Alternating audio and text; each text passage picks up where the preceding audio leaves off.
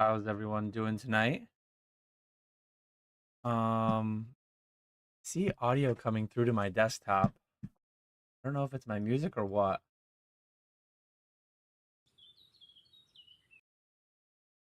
It's not my music. Oh, I guess it's my own live stream. There we go. I was getting really confused. I was getting nervous that my music was going to come through and get me copyright stricken, but it doesn't seem to be happening. So yeah, we're good to go. It was just because I had my live up for the live chat. How's everyone doing tonight? As always, I am going to be here for the next 60, 90, 120 minutes. Who knows? I don't have a firm bedtime. I don't really have a firm plan for tonight. I've got a couple little announcements, I guess, nothing major, but I'm going to talk generally about what the business is doing. So let me start there, and then I will take questions. So feel free to leave your questions in chat, and I will answer them when I get to them. What did I call this one? I called this one Navigating Uncertainty in Pokemon Live Market Q&A. So, uncertainty. I think that's a good way to describe the current market. Whether you're looking at crypto, stocks, Pokemon, there's a lot of uncertainty based around primarily tariffs, reciprocal tariffs, punitive tariffs due to not getting the right response to the tariffs, 90-day pauses. What's going to happen? You really don't know. It's like you're turning on your latest favorite TV show, and there's all kinds of twists and turns, and it doesn't really feel reasonable or real. But this is what we are dealing with. So yeah, what am I doing? What am I doing as a Pokemon business amidst all this uncertainty? Pretty much the same thing. Pretty much the same thing that I was a few months ago. Live streaming is the main engine of my business. I think it's the main engine of the market as well. But I am buying packs always to feed the live stream. I'm buying singles and slabs a little bit slower because we don't do a whole lot of them. They don't do that amazingly. But I mentioned in a recent live stream, I have like 100,000 packs. I've done a more accurate inventory on what I have, and I've confirmed the 100,000 packs number. We're selling about 4,000 to 5,000 packs a week, so I have 20 to 25 weeks worth of packs. In some ways, it's more than I want because it's a lot of money tied up into packs, and I feel like certain ones are a little bit frothy, certain ones are a little bit due to come down in the short to medium term. But that said, it's like I like the idea. Part of me likes the idea of having 6 months to a year worth of inventory. That's not really realistic or reasonable. So I've kind of like dove into the numbers more in the spreadsheets on what the implications of having 1 month, 2 month, 6 months of packs looks like financially, cash flow wise, all that stuff. And I've kind of settled to the fact that I want to have more like 3 months worth of packs. 3 months worth of packs is closer to 60, 70,000. I guess when you count the fact that a lot of them are locked away on pallets too. The 100,000 packs is counting my half of the 2 pallets that are locked away. But I guess I'm not like majorly far off. Biggest thing is like looking at set by set. I have way too many of some sets, and I have way too little of some others. I'm just trying to look at like the actual active current. I have 6,000 packs of Paradox Rift with the streamers, with PK and Panga. That's what they have. And then I don't even have handy how much I have on top of that, but thousands more. That's way too many packs of Paradox Rift. We sold 54 last week. We did sell 1,700 in March. But like that was just a big blip. I think the prices shot up a little bit. Some singles shot up a little bit. 1 week, people were just going crazy on it.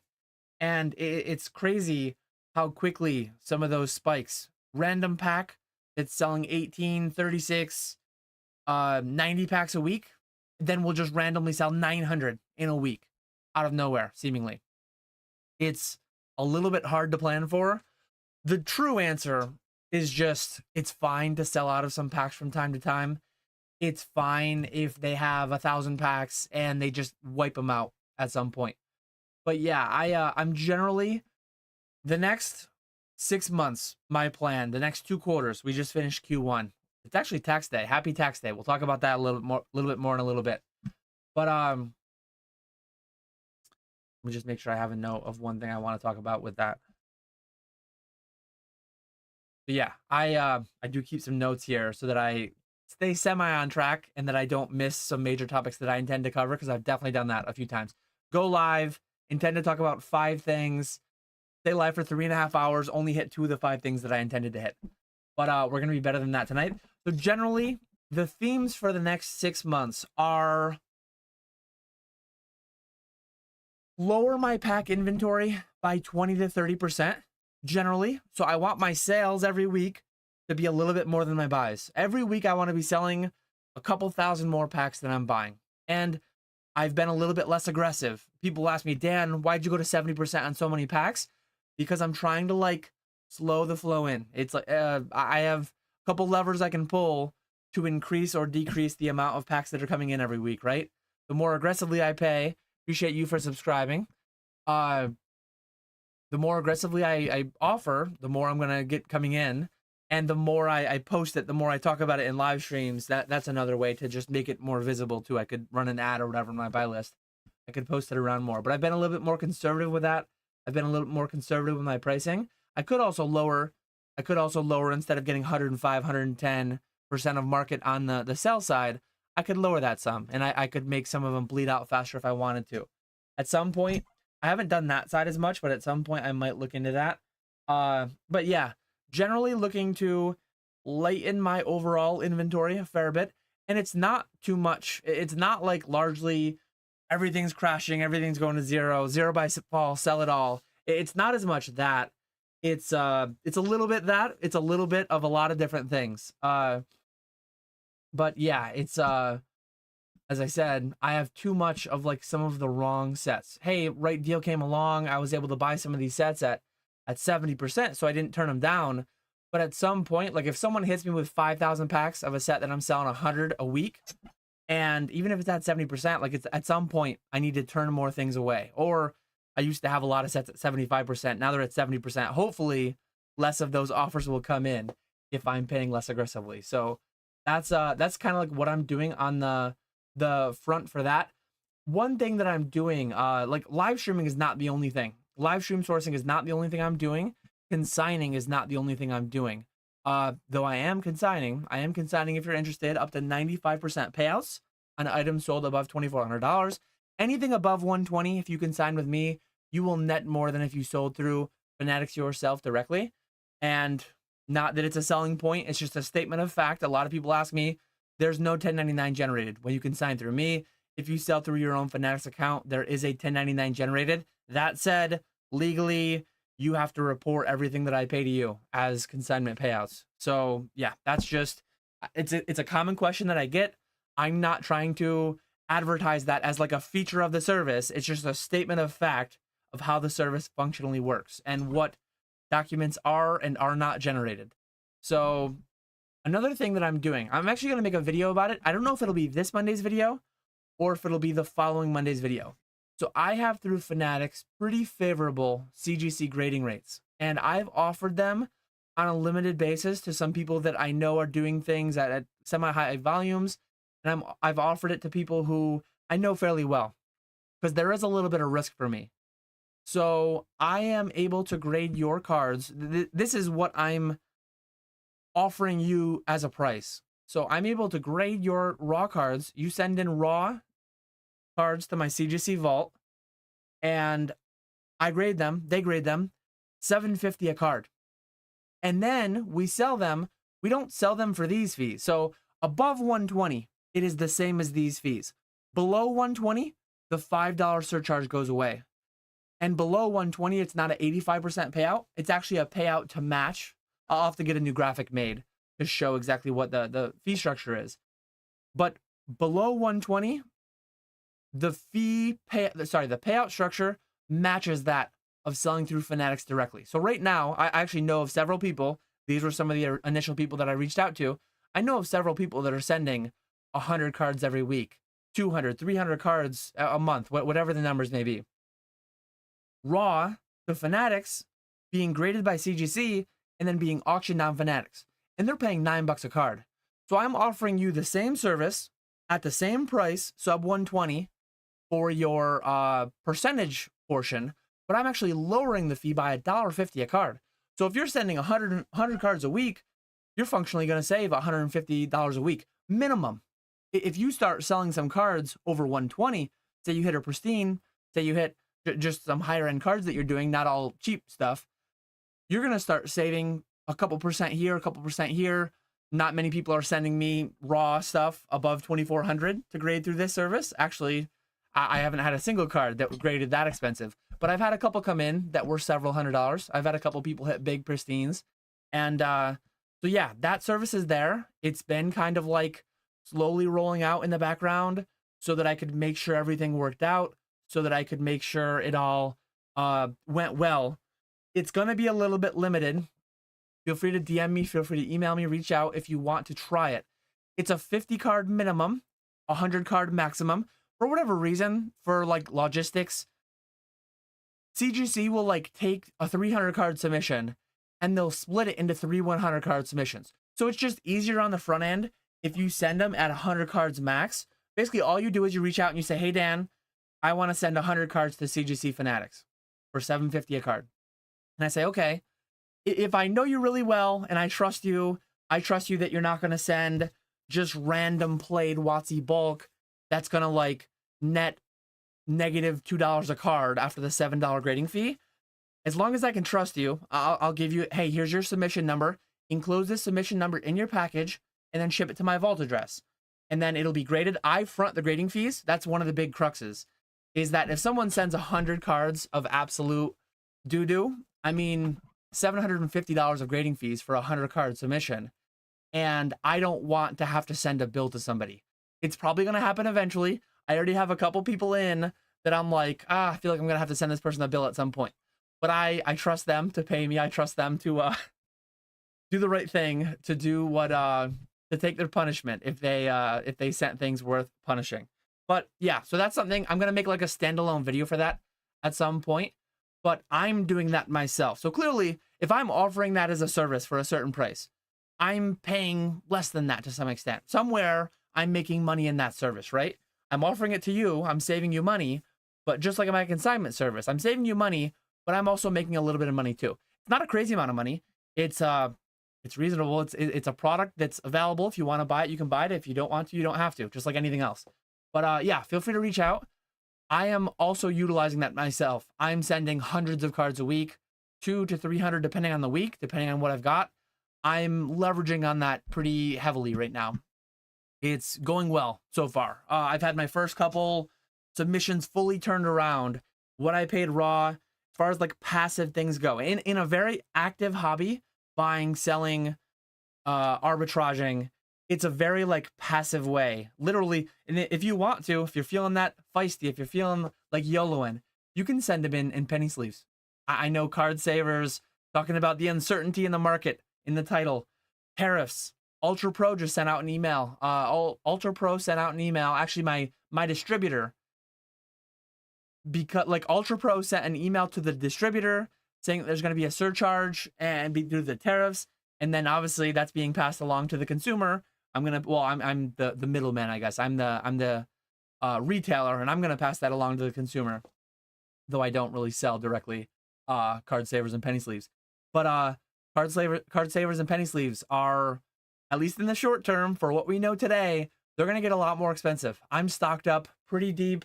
I'm not trying to incite FOMO. I'm not trying to, but take a look at how much supplies inventory you have and decide whether you want to stock up on a little bit, given all these Chinese 100 and whatever % tariffs they're at today. So yeah, that's something a little bit relevant for a lot of people in the space. Even if you're just collecting, if you're investing, flipping, grading, whatever it may be, supplies. A few years ago, they got crazy with the pandemic. They're getting crazy now with tariffs. So yeah, keep an eye on that. But yeah, I'm gonna make a standalone video for that service. It'll probably be long, ranty ramble, but $7.50 a card. Reach out if you're interested in grading through that. Other than that, one last thing I'm doing. So I'm doing this new. This is within the past month to 2 months. I've had this CGC Fanatics thing going. So that's relatively new. That's why I wanted to talk about it. Maybe I'll make a I will make a video about it at some point. The service. I'll make a video about some of my plays, some of my arbitrage there that will also serve as an advertisement for the video, right?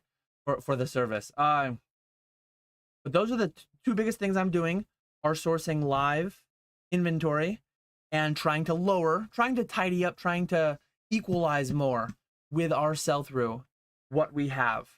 And one last thing on that too. If anyone out there streams, I have pretty good outreach. I have pretty good ability to source packs at 70 to 85%. Some people I see put buy lists out for 90, 95%. If you want, I'm going to look for the sets in particular that I have the most of. If you are looking for Silver Tempest cases, if you are looking for loose Crown Zenith packs, I've been saying for a few weeks, I had 10 to 12,000 packs. I have like 16,000 packs of Crown Zenith. It's more than I want right now. Last week, how much did we sell last week? Last week, we sold 36 packs of Crown Zenith. We sold 36 packs of Crown Zenith last week. So 16,000 packs. Let's see, 16,000 packs. I still think it's a great set. I still like having a lot of it. But I have 444 weeks worth of Crown Zenith at what we sold last week. I think that was abnormally low. I think it'll come back. When the price runs up on a set a bunch, people kind of slow down on that for a while. But I would be happy selling 2,000 to 3,000 Crown Zenith packs. So if someone is interested in the 85 to 90% range, I'll probably be willing to offload a little bit of Crown Zenith, a little bit of Obsidian Flames, and Shrouded Fable are the biggest ones that I have, like, way more than I need. I think there's one more. Let me double check. So yeah, another one is Silver Tempest. If anyone wants in the 90% range of market, a direct purchase from me, I don't do this frequently, but I would like to offload several thousand packs via that means. I also have sealed Silver Tempest cases. One thing I've talked about recently too is I've been slowly weeding down a little bit of my excess Sword Shield and Scarlet Violet Arrow boxes, especially Journey Together. I thankfully I did most of my Journey Together right out of the gate. I had a feeling it was going to go down. Didn't feel too good about it. I have gotten down to where all I have left essentially is what the streamers have of some loose packs and cases, and then the 6 cases that went to the pallet. I ended up going with 6 instead of 4 because who knows if they do a reprint. Will they actually reprint the ones with the box topper in there? I don't know. So I put 2 extra cases onto my pallet. But yeah, aside from that, that's like the main things I wanted to cover there as far as what the business is doing. And then odds and ends. Odds and ends, I might put out an Instagram post. It's going to be tough because like this weekend is Easter. Next week I'm traveling, doing a water park trip with the family in the middle of the week. So that's going to be fun. It's going to be fun taking some days off work to take the foot off the gas during a boom and have some leisure. But I have a decent amount of Celebrations sealed product cases. I have a decent amount of EV Premium Collection, the one with like they're fanned out, like the 8 or 9 Evolution promos. It's a pretty solid product, but I just I can't really sell it. I can't sell it at a decent rate on the streams. I might trickle out a couple to Probstein. I actually have Japanese cases of a lot of different miscellaneous things that I was just buying 4 of them, 6 of them, 8 of them, throwing them back. I'm trying to like clean up a lot of the odds and ends. The odds and ends probably total 50 grand or something. And it's just like, I would rather have that liquidity. I'd rather have that in 151 packs, or I'd rather have that not in Crown Zenith packs because I already have that. I'd rather have that in 151 packs, or Prismatic I was nearly running out of. That's why it's on my hot buy list for the week. So yeah, if you're interested in selling packs to me, after looking at my entire pack inventory, where did it go? Right here. These are the packs that I like need. Evolving Skies I was almost entirely out of. Most Scarlet Violet Sword and Shield to current sets. Most of them I have enough. Prismatic I was almost entirely out of. 151 is like we sold a lot this week, and I sent a bunch out to PK. If we have another big week of sales, 151 might come back on my hot buy list. So yeah, that's me just trying to like optimize. Me trying to optimize more for what the sales are and trying to navigate that best. Trying to not have a lot of inventory that's gonna just get walloped by price decreases that I think we're due for. I think like it's just crazy. I think Journey Together is a fine set. I think Surging Sparks I think is a fine set, but should any set be 200 plus within a few months of release, within a few days of release, at pre-release? No, I generally think not. Might they run away from me? Might I never get Journey Together back again? Could be, but I'm leaning towards the fact that I'll get more down the line. If I don't, I'm fine being wrong. I'm fine only having the 6 cases that went to the pallet. So when Destined Rivals comes out, I think that one will do better than Journey's doing. I'm getting like 20% less Destined than I got of Journey, but I'm going to still want to sell most of it. I'm going to want to sell most of it. Bird in the hand, beats 2 in the bush. I'm going to want to offload most of it if I can. 250 plus, I think, is where it's at right now currently. I'll sit a little bit tighter on it than I did with Journey, but generally speaking, I don't like having a set in inventory too deeply that is 2 months old, 2 days old at those multiples of MSRP, at those multiples of wholesale. So yeah, that's my long ranting rambling 23 minutes on where I'm at right now. It's also tax day. That's one last point. Let me finish another 5 minutes on tax day, and then I'll talk more about what I'll get into the Q&A. So again, leave your questions if you haven't already, and then I will answer them. I'll hang out for another 30 minutes to an hour and 30 minutes once I'm done ranting and rambling, as I always do, and we'll go from there. But it's tax day. Last year I bought a minority stake in Metazoo. Metazoo recently released, so it's like a triple whammy happening right now. To buy my ownership in Metazoo, passive minority share, it was a decent chunk of money, and I had to take a decent chunk of money out of the business last year to buy the company. And then every year I max out my buckets. Let me show the buckets. Cross that off on your bingo board. I have to max out the buckets. We have uncertainty in the markets. We had tariff uncertainty cause a 10% drop in the Dow, the S&P, and similar. I put 40 grand last week into my buckets, into my 401ks and IRAs, because it felt like a good opportunity. Usually I max them out in January, but given how much money I invested into buying a company last year, cash flow, starting up the live streaming, it just didn't feel right. I could have functionally done it, but I would have been running on fumes in the bank account, not ready for great opportunities that might have come up. But just having bought my Metazoo allocation, just having bought my Card Pro magazines, just having bought my Journey Together, Destined Rivals, always, like, there's always things coming. I've just spent a lot of money on cardboard. I just put 40 grand into my 401ks and IRAs, and I have another 30 grand to go. And on top of that, I have a fairly hefty tax bill that is coming out of my account as we speak. Today or tomorrow or sometime soon, it's coming out of my account. My accountants were down to the wire. I'm in an S corporation, so my corporate deadline is March 15th, and personal deadline is April 15th. The way an S corporation works, single member S corporation like I am, everything just flows through to the personal return, essentially.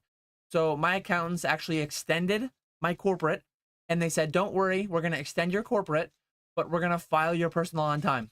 So we're going to file your corporate on or before April 15th, and we're going to file your personal on or before April 15th. Well, this morning, I got an email, hey, sign these things, review, here's your filing. They filed my corporate this morning, and they're filing my personal this evening. They went right down to the wire. They used all the time they had available, but they got it done, so that's good. and I owe as expected. I had ballparked how much I was gonna owe.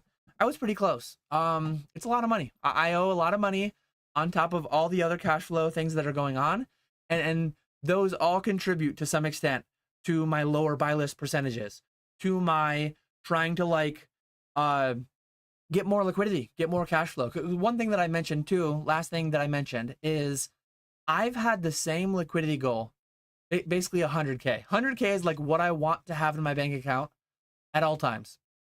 Sometimes I have a lot more, sometimes I have a fair bit less. But I've had that liquidity goal since I was doing $1 million a year. The thought being, hey, I want to have, or 1.2 million a year. The thought being, I want to have like 1 month's worth of cash flow ready at all times. Well, since that was my original liquidity goal, my annual projection for this year is currently 3 million plus on Fanatics Live alone. And Fanatics Collect, consignments are a different thing. Consignments aren't using my capital. So consignments will add over $1 million to my my gross revenue, my gross sales for the year. But those are on behalf of other people. I make a percent to a few percent on consignments. So that's not not capital intensive at all. But it's still moving a lot of money in and out of the account. But I sell someone else's card, I get the money from Fanatics, I send the money to people. So it's not using up my own capital. But aside from that, all the Fanatics CGC things that I'm doing for myself and then the live streams, that'll be $4 million. Metazoo live streaming, I actually need to mention that. Metazoo live streaming this Saturday, 2 p.m. Eastern, 12 p.m. Mountain Time is what we're going. Skya, my man, he is in Idaho. So he is Mountain Time. So 12 p.m. Mountain Time, 2 p.m. Eastern Time. He will be going live. We are selling Metazoo base set, $100 for a box that will be the common box art. If you just want to get one of these from a case that was already opened, that's $100. If you want a chance at that, we're going to sell case breaks. We're going to sell, it only works if all 12 slots sell out. If we can't sell out 12 slots, then we can't really break the case. It won't work that way. But Brown CLM says, someone just bought a 100-pack lot of Crown from PK. I'd keep your position in Crown Zenith. It's so fun to rip. Crown, I love the set too. I mean, 100 packs, that's interesting because we just sold more in this instant. We sold more this instant of Crown. Maybe they're listening to the live stream than we had in the past week. We sold 36 in the past week, and we sold 100 today. So now my 16,000 packs, we sell 100 a day. I only have 160 days worth. I just went from having 10 years worth of Crown Zenith and now I have 6 months worth of Crown Zenith because one person bought some packs. But yeah, that's why it's better to look at months than weeks. It's better to look at quarters than months. But looking at it that way, we've sold year to date, we've sold 5,800 packs of Crown Zenith. So my 16,000 packs is only 3 quarters worth of packs, right? 2.5 quarters worth of packs. So a lot of different ways you can slice it, a lot of different ways you can look at it. Very up and down, very all over the place. But if someone wanted to wholesale buy right now 2,000 or 3,000 packs of Crown Zenith at 90%, I wouldn't say no. Because if I sell them on stream at 110%, like that's one thing. I had somebody ask me basically like, Dan, you buy packs for 70% and you say you sell them for 110%. You're making 40% of what the packs cost? No, that's the gross margin. So we sell, basically the consumer pays 110% ish of the market price of the packs. Well, platform fees are nearly 10%. And then I pay the streamers too. And I have some amount of money. Sometimes people ship directly to the streamer. Sometimes I ship to them. Time, money, not massive overhead because I'm not an LGS. But there's still like things that eat into it. And my net margin is nowhere near 40% on packs. But if I sell 110% on Fanatics, or if I sell 90% where I just kind of like wholesale directly ship to somebody, I'm making about the same. And part of it is like, if I could sell 3,000 packs of Crown The way that I see it is like I have 9 months worth of crown. I might only have 9 weeks worth of 151. So I would gladly sell a month worth of crown to get another month worth of 151 or something along those lines. That's part of the way my mind is thinking. But I also like, I think there's going to be opportunities. I truly think there's going to be opportunities. Likely not with Destined, likely not with Prismatic. But I think there's going to be opportunities in the coming weeks, months, year, that having a month's worth of liquidity, having a month's worth of cash flow will be wise. And if all I have is what my former liquidity goal was, 100K, that's no longer a month's worth of cash flow. That's like a week to 2 weeks worth of cash flow at the current levels that business is going.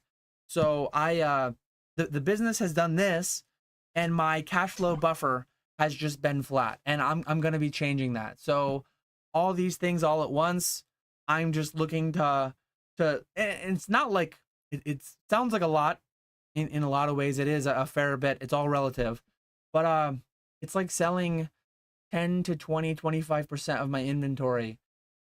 If I could do it all at once, somebody wanted to buy 10 to 20% of my inventory all at once right now, wholesale, 90%. I would do that. It would be very wise. It would allow me to be more nimble, be more ready to adapt to whatever gets thrown at me. Whereas right now, it's just a little bit, things aren't like super tight, but they're just, yeah, I want to up the cash flow is the short way to say it. So that's, or up the liquidity to aid the cash flow is the more proper way to say it. But that is everything. That is everything I had. Over 30 minutes of ranting and rambling to start the day off. And now I am going to get to your questions. So again, feel free to leave questions in the chat. I don't see too many. We don't have like a major backlog that is formed. So if you ask a question, I should get to it relatively soon. How's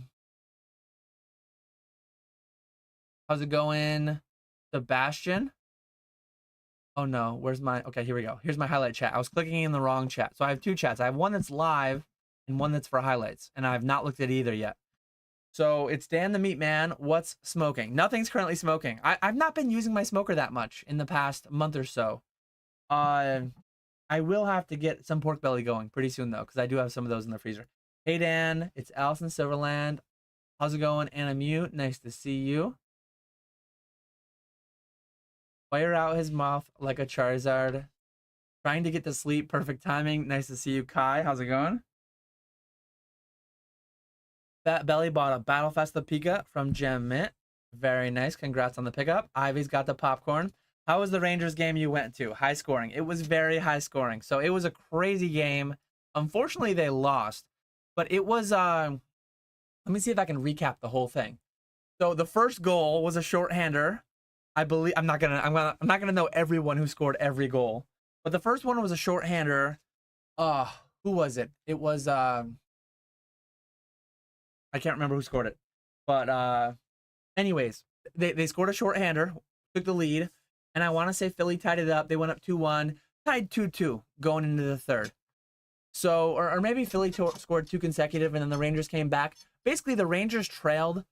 They led 2 separate times, I believe, and they trailed 3 separate times, and they came back 2 of the times. But it was 2-2 at the end of the second, and then in the third, they ended up losing 8-5. So 9 goals were scored in the third period. 3 of them, I believe, were empty netters. One of the linesmen actually kick saved an empty netter that would have gone in for the Flyers. But it was a blast still. With 1 minute to go, the Rangers were down 2 with their goalie pulled. The Rangers scored to make it 7-5. Sorry. The Rangers scored to make it 6-5 with like 1 minute to go. So they were down 1, goalie pulled. They had a big scoring chance, shot on goal or 2, ended up missing, and then it was empty netter, and then they pulled the goalie again, empty netter again. So it's like 8-5 sounds bad, but it was 6-5 with a minute to go. Igor, or it wasn't Igor, it was Jonathan Quick. If Igor was in, they probably would have won. But Jonathan Quick out of the net, and they had chances. They had chances. They had the zone gained. It was exciting. It was exciting till the end. But it was a good time. You always prefer a win, but I had a good time, hung out with my dad.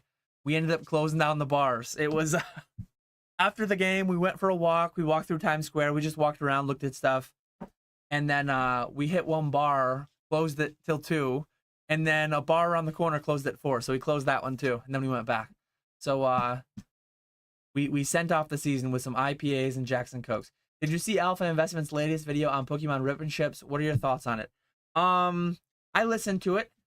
His video was, I forget what his general sentiment was. I know like Pokey made a video saying Rip and Ships will probably go away to some extent, or at least vastly lessen from what they are right now. And I don't think they'll go away entirely anytime soon, but I think they'll calm. I think the market will calm across the board.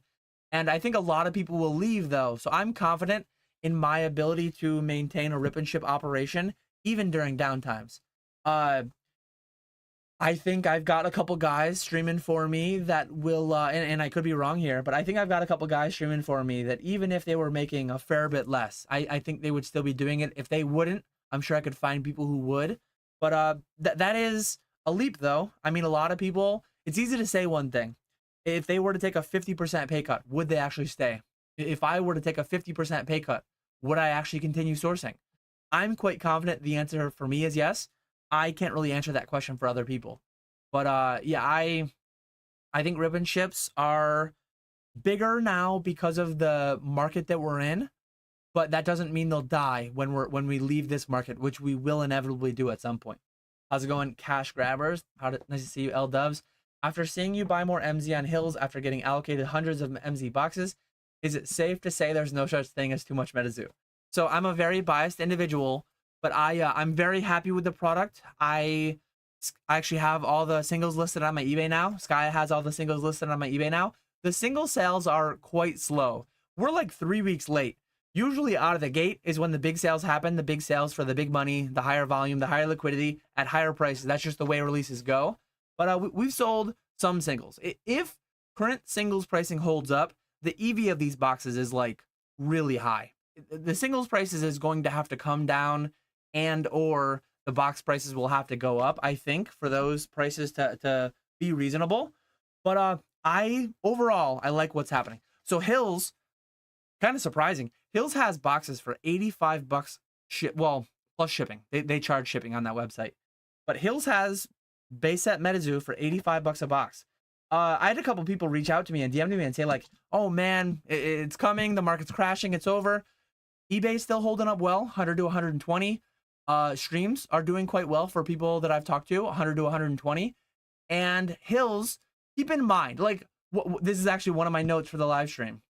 I figured Metazoo might come up. So people have a boom mindset, which is dangerous and scary. Surging was 120 at pre-release, but it's 240 a couple months later.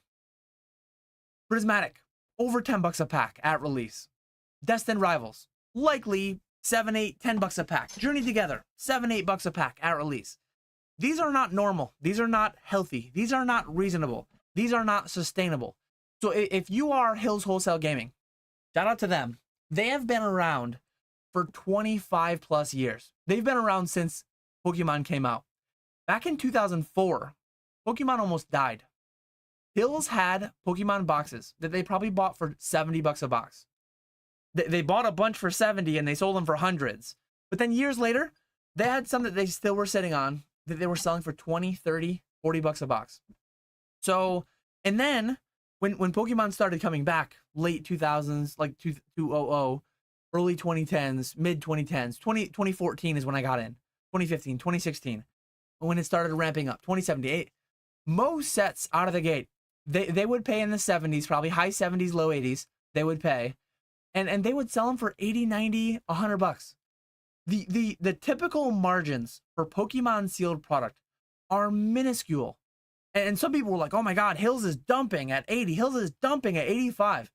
Hills is making more on Metazoo at 85, I promise you, than they made between 2014 to 2020 on almost every set they bought and sold at release. So just to give you a frame of reference, from their perspective, it's a brand new game. it's risky. It might do what the first one did. It might go bankrupt. So for Hills to dump a product at only 30-40% margins, I think it's reasonable. I think it's a very reasonable take by them. It'll be easy to Monday morning quarterback and say, oh, it's smart that they did that. They should have actually dumped it faster because Metazoo went bankrupt again. Or, wow, they're dumb. It's 2026 now. This box is $200. The poncho box is $3,000. They're morons. Why did they dump so much? It's like nobody knows. I think they're being reasonable in how they're playing it currently. Let me double check right now. They only had a couple hundred boxes when I looked at it earlier. And I saw in a couple Discords. People posting. I think people will be nibbling on that a little bit. Yeah, Metazoo, it was 80. It was 80 for a short bit. And then I think a couple people in Discord bought some. And then they went up to 85. So if I had to guess, not trying to... I mean, I don't make money when Hill sells a box for 85, right? But I presume as they sell them, they'll lever up the price a little bit. And maybe they were showing 200 in stock. They might have 2,000 for all I know. Maybe they'll sell the first 200 at 80 to 85, and they'll sell the next 200, and maybe they'll lever them up. They have circuit breakers in so that no one buys them out entirely. I truly don't know. So, but yeah, interesting to see what's going on there. I'm having Skya stream this Saturday, and I'm having Skya mass rip as well for eBay. So we're trying to hit both fronts, single selling on eBay, potentially TCG Player if they add it, and then also live streaming if it works. If Fanatics is there to buy Metazoo rips, we're there to sell them. And if not, we'll try again in a month. And if that doesn't work, we'll maybe try eBay Live, or we'll wait for set 2, or we'll just scrap it all together. I don't know. Yeah, I love Crown Zenith. What's something you believed about the Pokemon market at the start of your business 4 years ago that turned out to be wrong? When I quit my job to do Pokemon, I knew, like, I didn't think this. I knew the market was going to soften drastically in my first year, 2 years. In some ways it did. In some ways, from July of 2021 to 23, 24, in that vicinity.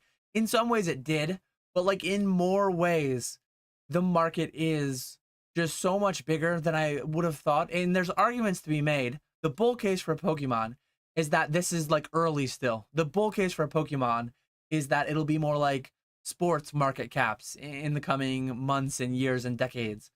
I don't know if that'll be the case, but I knew that the market was going to have to cool down significantly across the board. I quit my job making a lot of money on Pokemon in 2021, and I made more in 22, and I made more in 23, and I just made more in 24. I'm on pace to make more in 2025. If you would ask me any one of those years, like I'm confident that next year I'm going to make less money. I'm going to give you that answer again. In 2026, I'm 90% confident that I'll make less money than I do in 2025.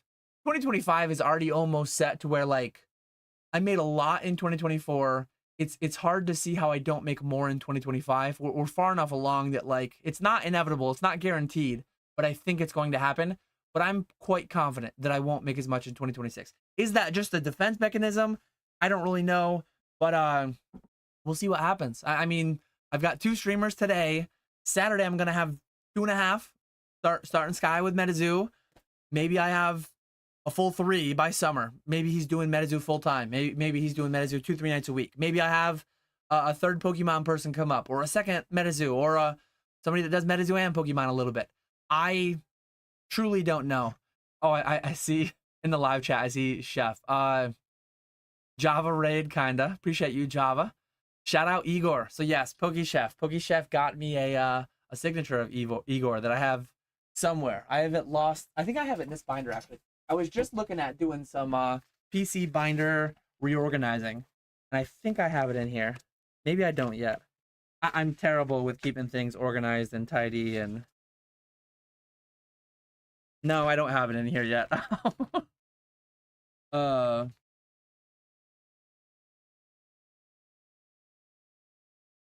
Are you going to Houston Collecticon? I'm kicking myself for not getting plane tickets earlier. I am not. I am not going to another Collecticon till like the summer almost. It's going to be a while. I think Cleveland Cleveland might be my next one.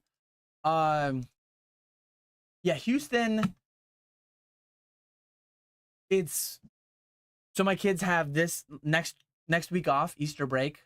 We're doing a water park for a few days, and it's just gonna be a crazy week. I don't know when I might have to do my live Monday. I might have to do my live on like Easter Monday because I'm pretty much gone most of the rest of the week. I'm gonna have to bring my laptop and I'm gonna have to work a couple hours one night to get consignor payouts done. I will not miss consignor payouts. But yeah, it's just a busy time. I'm already going to like 4 or 5 collecticons this year, I think. Card Party, add that in there as well. I'm not doing Houston, unfortunately. But yeah, Cleveland. Cleveland in the end of June is the first one that I'm doing. So, well, the next one that I'm doing, because I already did Fort Lauderdale. How's it going, Boondock? Nice to see you in here. Yeah, someone just bought. This is where Brown said someone bought 100 packs of Crown. Don't even bother with CZ as an investment. The real opportunity right now is 151. Yeah, I have 16-ish thousand packs that I bought at an average price of probably like 5. So I'm very happy. If people want to buy them from me for 85 to 90%, somewhere in that vicinity, reach out if anyone's interested. I'm happy to take some of those gains. Will Crown be 15 in a couple months? Like, it could be, but it hasn't happened yet. A lot of people were already victory lapping. There's a chance still that I win that bet and Crown Zenith doesn't hit 10 by January of 2026. I think it will. It hasn't yet though. The market price on TCG Player has not yet hit 10, and it's actually like coming down a little bit. How much for a case of Silver Tempest? I'm gonna be looking for like 90% of market.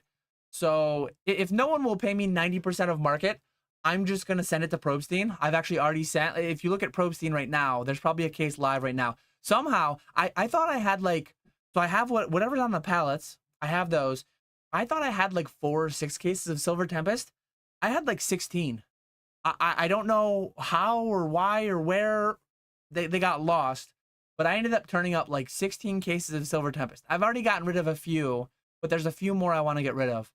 I buy sealed depending what it is between 70 and 85%.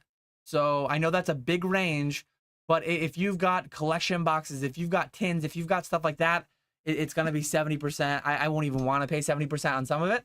If you've got sealed booster cases, sealed ETB cases, things like that, I pay more like 80 to 85%. And that's why I'm saying I'm going to sell 85, 90% somewhere in that vicinity. Likely closer to 90% for the sealed case of Silver Tempest, just because I can literally just send him the Probstein. It's not quite 95% that you get. He pays you at 95%, but he also charges shipping, so you don't fully get it. Sub 100 live viewers, sell it all ASAP. I peaked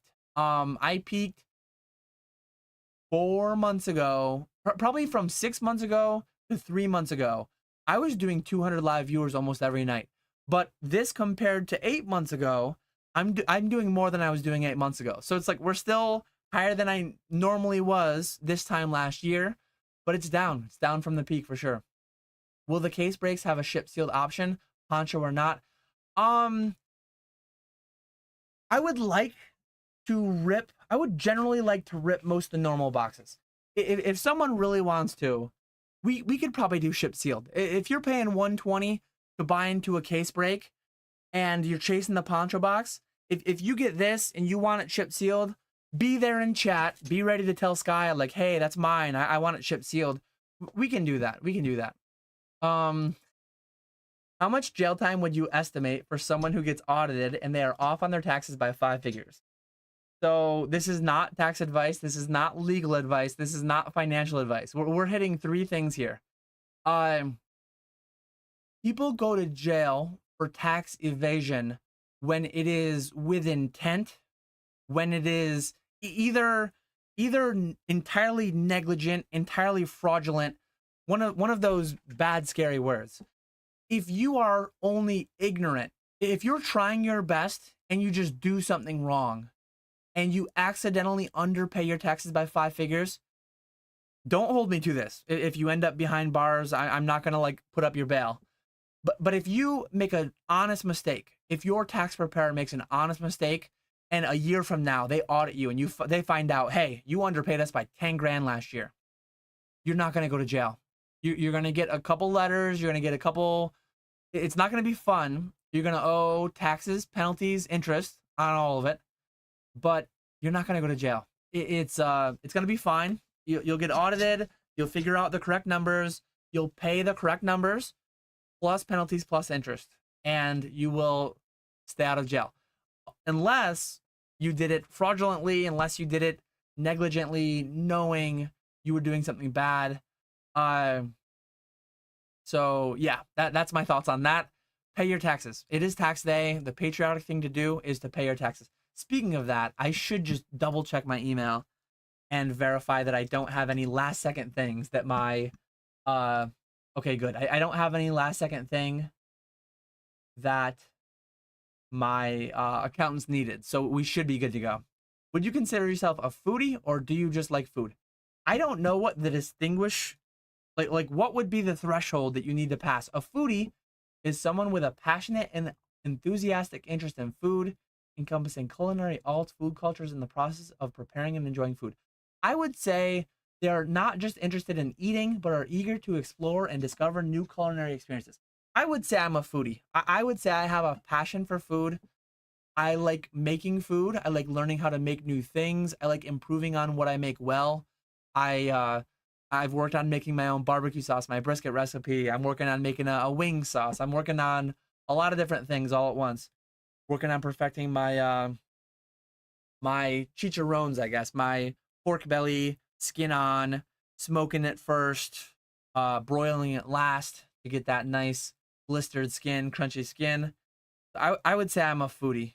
When we go on vacations, when we travel somewhere new, one of the first things I do is restaurants near Kalahari Water Park, restaurants near Fort Lauderdale Collecticon Convention Center, the Broward County Convention Center, I think it was.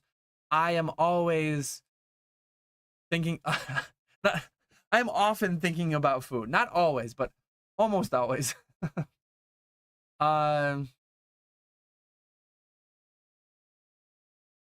He said it will evolve into something different some way than what we see today, maybe like pack battles. Oh, that's Rudy live streaming. I could see there being different iterations of live streaming. I think live streaming, the way in its current setup, it's mostly just gambling and / entertainment. It's mostly like, hey, instead, I went to a Rangers game last week, and counting train tickets, counting the hotel, counting the game tickets, counting the $20 beers at the Garden, counting the $7 beers at the establishments around the Garden, I spent $600-700 on a 2-day trip. Some people do that in a live stream, and it's like, if you know what you're getting, like I knew what I was getting into. I knew I was going to spend several $100s, and there was a risk my team was going to lose. I bought my tickets actually 4 weeks ago, when the Rangers had a chance to make the playoffs. I took a gamble, and I kind of lost that gamble, because when we went to the game, there was a 1% chance the Rangers made the playoffs. When I bought the tickets, there was a 50% chance they made the playoffs. That could have been the clinching game for them to clinch a playoff berth. But instead, that one clinched them not making the playoffs. Their loss there functionally eliminated them from making the playoffs. So I gambled. In some ways, I lost, right? It's like I bought into an $800 pack break of 100 packs of whatever set, and I didn't get the hit. I still had a good time, though. I knew that was a potential outcome. So it's like, who's to say that that's inherently bad or good or evil, or like it just is, right? I decided to buy, and the upside didn't hit. Still had a great time. I don't regret it whatsoever. And sometimes you go bowling, sometimes you go, there's all different kinds of things that you can do that just consume money.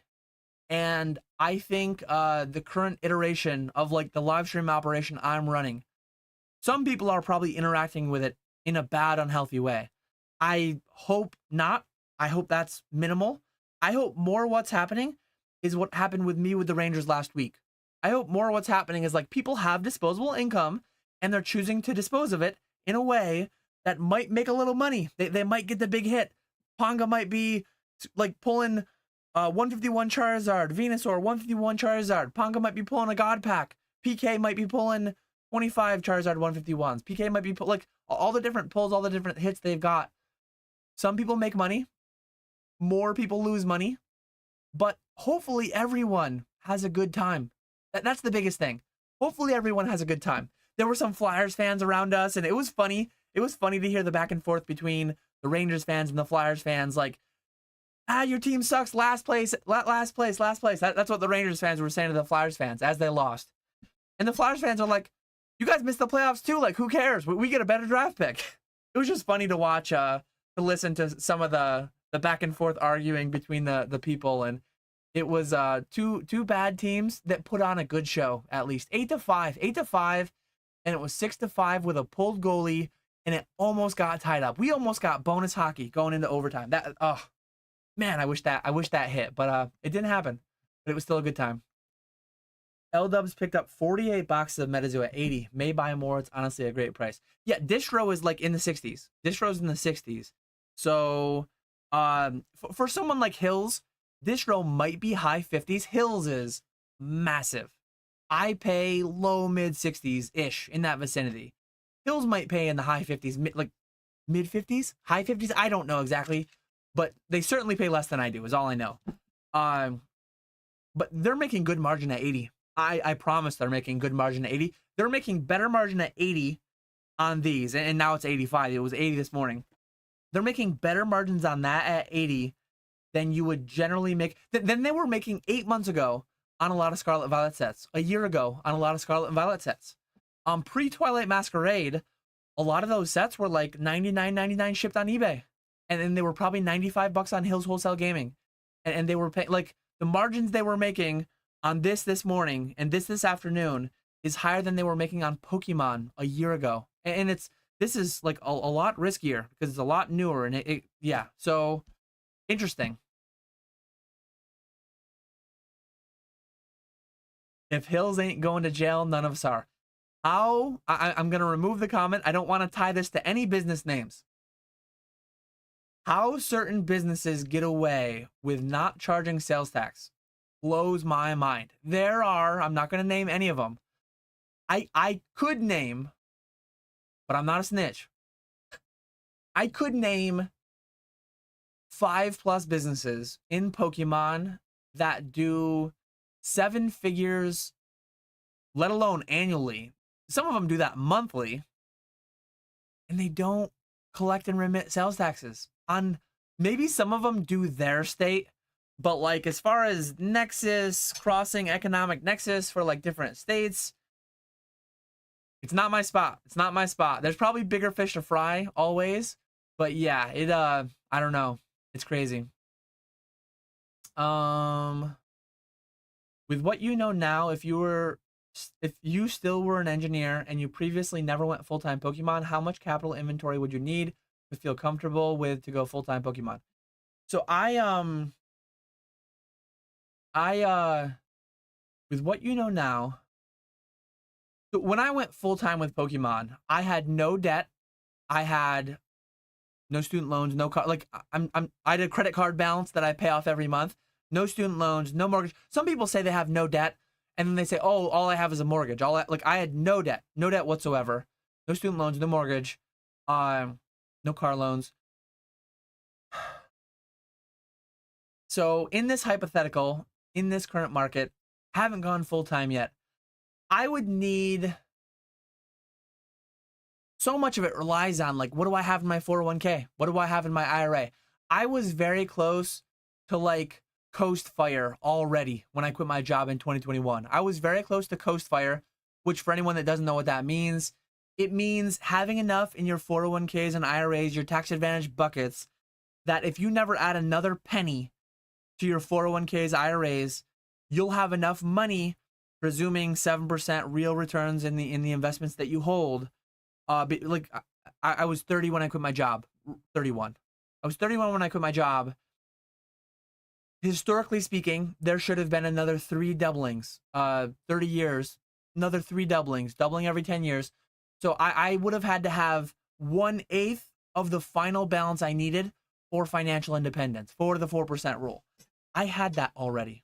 And then in the meantime, I've been putting a lot more in. So yeah,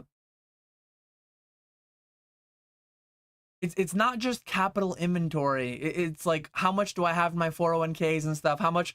There's a lot more than that. So it's like I could just say I'd need $300,000 if I also had 100 and something thousand in my IRAs and stuff. If I already had, or yeah, whatever the numbers are. But there's a lot of moving parts to that answer. Fat Boy says Dan is making more and more and more and more. When is ever enough for this guy? It's crazy. I'm working less this year than I did last year. So all the things that I said about making more in this year than that year, more in this, I'm working less each year. The market's just that insane. I'm optimizing my efficiency. I'm utilizing Fanatics. I'm utilizing other services. I'm utilizing business-to-business relationships with Skya, with PK, with Ponga, with other people. And it's not like, oh, Dan's an evil capitalist and he's paying everyone else peanuts and he's making all the money. I promise you, I'm paying people extremely well. I'm paying people very, very well. I'm being paid well. This boom, like, we're booming. This is insane. That's why I don't think this can keep up. I didn't think in 2021, 2022 would be what it was. Each year, I didn't think it could possibly be crazier the next year. And like 2021 to 2022, 2023, some of those, I don't have an amazing memory. Some of those years weren't quite as good as the prior year. But the big thing was like 2022 me beat 2021 me in Pokemon because I was only full-time for half the year in 2021. In 2022, I was full year full-time. So of course I did better than 2021, even though in some ways maybe 2021 was better. I can't really remember. 2023, I'd been full-time for a year longer, so I was getting more efficient. I was getting more like all these different things optimized. 2024, I fired up the live streams for the last few months of the year. And I just feel like I'm at next level optimized, next level getting more efficient with things and finding out the best way to utilize my time. So I think 2026 will be the year, though. I could be entirely wrong. I think we're gonna slowly,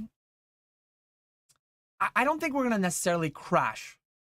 I think like zero by fall, sell it all is mostly a meme, though there's a percentage chance that happens. Not zero, but like a big crash. I don't think it'll be a big crash. I think it will like just slowly, prices will soften. Slowly things will become more sane and rational. Pokemon will do a couple big reprints that get mostly absorbed, and then they'll do a reprint that gets like less absorbed, and prices get more soft because of it. And like there's a way that we could pivot from what we're in now to more reasonable. Like when I say that 99.99 boxes shipped on eBay will be a thing in the next 2 years, that could happen without most of today's things drastically decreasing. But like you could have a year from now, whatever the main set is, whatever the main booster box set is, you could have that 99.99 shipped, and you could have no Scarlet Violet era set that's printed currently drop more than like 30%. And some people are just crazy. Some people are insane. Like let me pull up I don't know if I'm going to show it to you guys, but I'm going to show it to me just so I have the numbers. Like some of the things that are being said around Journey Together are just scary. Like Journey Together peaked at 270 according to, so Journey Together came out at like 200. It peaked at 270, which is insane. And it's down to 220 right now. So it's a 20% drop. And some people are talking as if it's like a big deal, as if it's a big thing. Guys, this set's been out 2 weeks and it's over $200 for anyone to call that a drop. Well, like technically speaking, it did drop 20%, but that price was absurd. What kind of world are we living in where people think that that's like a drop to complain about? A 20% drop of a set that's 2 weeks old. This market is bonkers. Like we need to revert to some semblance of normalcy, because the expectations have just gotten insane. It is unhealthy. It is insane. It is unrealistic. I think at some point, a lot of sets will recoil 20, 30, maybe even some 40%. Like Journey Together should drop 40% more. Will it? I don't know. How much will they reprint? Journey Together could, and in many ways should, be sub 140. Is that like a crazy thing to say? I feel like some people will think that's insane. I think it's insane that it's over 200. But like that's just the market that we're in. I'm gonna make, if the market just, some people think this is normal, this is good, this is has to last forever. If it does, maybe in 2030, I'll be making twice what I'm making today, working half as much. Because every set, just hey, I'm paying $95, $100 wholesale. Maybe they raise the MSRP 2 more times, and I'm just selling boxes at the release for $300 a box. That can't be. It can't happen that way. We have to revert to the normalcy. We have to. That's just entirely unreasonable. But that's just one person's takes. This is all one guy, his thoughts, not financial advice. It's my job. I'm just working. Yes. But I'm going on a trip next week for a few days, middle of the week. I'm gonna make good use of my zoo passes this summer. I'm gonna make a couple big trips. Some of them around Collecticons. I'm gonna go to Cleveland Collecticon and hit up Niagara Falls at some point, before or after. But yeah, foot is definitely off the gas. It could be off more. It could be on the gas more. But it is where it's at. Dan, if your business ever gets to a point where it runs itself and money's no longer an issue, will you ever go back to collecting? I'm collecting right now. I've never stopped collecting, and I never will. Might not be what people want to see, but like Collector Boy Dan is feasting right now. There's a new TCG out. I don't know if you heard about it, but I got a complete binder set. Aside from the alt arts, I still need some alt arts, but I'm working on that right now because Sky just mass ripped a bunch of boxes. I'm collecting. Look behind me. I'm collecting. Look at my, you can't see all my sitting cuties, but I promise you I never stop collecting, never will. I just collect what brings me the most value. So like money's fungible. Money's fungible. If you have $1,000, I feel like it's the most obvious thing to say, but this will be like a wake-up call to at least one person, maybe. A couple thousand people might watch this live by the time it's all said and done. 94 people are watching right now. If you have $1,000, you can spend that on anything. You can go on a Rangers trip. You can ride the Amtrak down. You can stay at a hotel near the garden. You can go buy $20 beers. You can go hang out. Or you can buy a card. Or, I mean, you can almost buy like, you could buy like a brand new, really nice bicycle for your biking hobby. You could buy a snowboard. You could buy, there's so many things. I just bought a basketball hoop recently. That's only $150. But like, when I, as a collector, look at Pokemon, and it's like, I can buy a Moonbreon, or let me show a card that I actually have handy, right above me, directly above my head, for $700. I could buy a gray felt hat Pikachu, or I could buy 50 sitting cuties, or I could buy 20 of these canvases, or I could put together this whole damn binder of Metazoo, or I could go to a Rangers game. It's like, I'm spending where I'm getting the return. Not all returns. And I'm primarily a business channel. This is primarily like a Pokemon finance business channel. So I know it's a little bit like ironic coming from me. It's not all about the money. There's such a thing as happiness return, enjoyment return. Like when you spend your money, you're not only choosing what you spend it on, you're choosing what you don't spend it on. Everyone, no matter how much money you have, it's still limited. There's no one in the world that can buy everything they want. So every time I go to make a spend, it's just like, I can't justify the prices to put together sets of Pokemon binders. I was doing it for a while. Collector Boy Dan, I still have outside of my office. There's a couple cabinets. I have 3-inch D-ring binders of every set of Pokemon created up through Sword and Shield something something. I forget which one I stopped at. I was trying to build like not master sets because I don't do reverse hollows. I was trying to build complete sets of everything. And the prices just got too crazy. The prices just got insane. And it's like, I've got $5,000 in that cabinet. I've got $10,000 in that cabinet. I've got 20, 25, 30. I've got $50,000 in that cabinet full of binders that I never look at. That I like the idea of them, but I don't like the practice of them.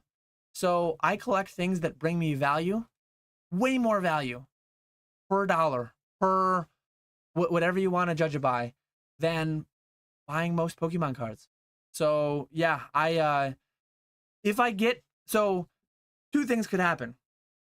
I could get significantly more money, and or Pokemon card prices could come down significantly. And I've talked about this before. The marginal utility of increased net worth. If you have a net worth of $100,000, 1,000 means way more to somebody with a net worth of 100,000 than 1,000,000 means to somebody with a net worth of 100 million. If you do the math, quick math, 1%. Oh, well, Dan, it's 1% of net worth to both people. 1% of net worth means way more to somebody only worth 100K than 100 million because of the marginal utility of every additional dollar. There's all those studies about making 70,000 is like the number, 80, whatever the number is. Above this number, it's marginal each additional dollar, how much it increases your happiness. That's a real thing. Whatever the numbers are, I don't know exactly. But the same thing goes. So like, even if, like, here's a hypothetical. My net worth today is X. There are certain, like Mario Pikachu. I love that card. I've owned that card a couple times. I've had to sell it multiple times because it's just like, this is too much percent of my net worth. This is too much money. There's a chance that between now and 2040, Mario Pikachu could 5x, 10x. Who knows? Who knows? It could be if at 10x, it would be an $80,000 card. Plus, you'd have to account for like inflation and all. Like, maybe, is Mario Pikachu really going to be a $100,000 card? There's a chance that my net worth only 5x's and Mario Pikachu 10x's, but it makes more sense for me to buy. Even though it's twice the percentage of my net worth has now surpassed that critical mass, that critical number of financial independence, where 4% rule, 3% rule, Bill Bengen Trinity study, once you get there, things change. Potentially. As long as hedonic adaptation, keeping up with the Joneses, as long as your goalposts don't move. What happens with most people is I want to be a millionaire someday. And then they become a millionaire. I want to add a zero. And then they add a zero. I want to add a zero. And then they add it. Like, most people, their goalposts move by an additional zero every time they add a comma, add a zero, whatever. They want to add another one. More. Enough exists in my vocabulary. And Fat Belly mentioned, like, more with this guy. When is it going to be enough? Right now, I'm generally working. I'm definitely working more than this right now. But I'm mostly working when my kids and wife are at school anyways. And my kids are going to be in school for the next 10, 11, 12 years. So I have a fixed duration of time that it's like, what am I going to be doing anyways? What am I going to do otherwise? This is actually a question that I've been increasingly asking myself. If $50 million got deposited into your account tomorrow, what would you do? What would you do? And I don't entirely know. I don't entirely know what I would do. A lot of people are always chasing money, more. And when they get more, they want more. They add more to the more. They add a zero. They add a comma. What if you just got, well, whatever your enough is, whatever you think your enough is today, don't just say you got enough. Say you got 10 times that amount. Like my 50 million is more than 10 times my enough. 50 million is more, significantly more than 10 times my financial independence number. I made a video last year. I'm going to make another one this year. My household, family of 4, we spent 60 grand last year. Depending on how aggressive you are, the 4% rule for that is $1.5 million. 25 times 60,000 is $1.5 million. If I had that all in a brokerage account and or some mix into 401ks, IRAs, that's financial independence. That's theoretically. Now, if you just lump sum sell all that, you've got to take the 30, 40, 50% haircut in taxes when you're at that high of the rate, when you're paying all the state taxes, self-employment taxes. So it doesn't work exactly like that. But if you just, after taxes tomorrow, had $50 million in your account, what would you do with your life? My kids would still have to go to school. Well, not that they'd have to. Theoretically, they wouldn't have to anymore. But I would want them to. I would want my kids to still go to school, still get an education. I wouldn't really want to put them in a private school or anything. I went to a public school. I think I turned out all right. I think they're on a good trajectory to turn out all right. But for the next 10, 11 years, 10, 12 years, they're still going to be in school. And my wife probably wouldn't continue teaching.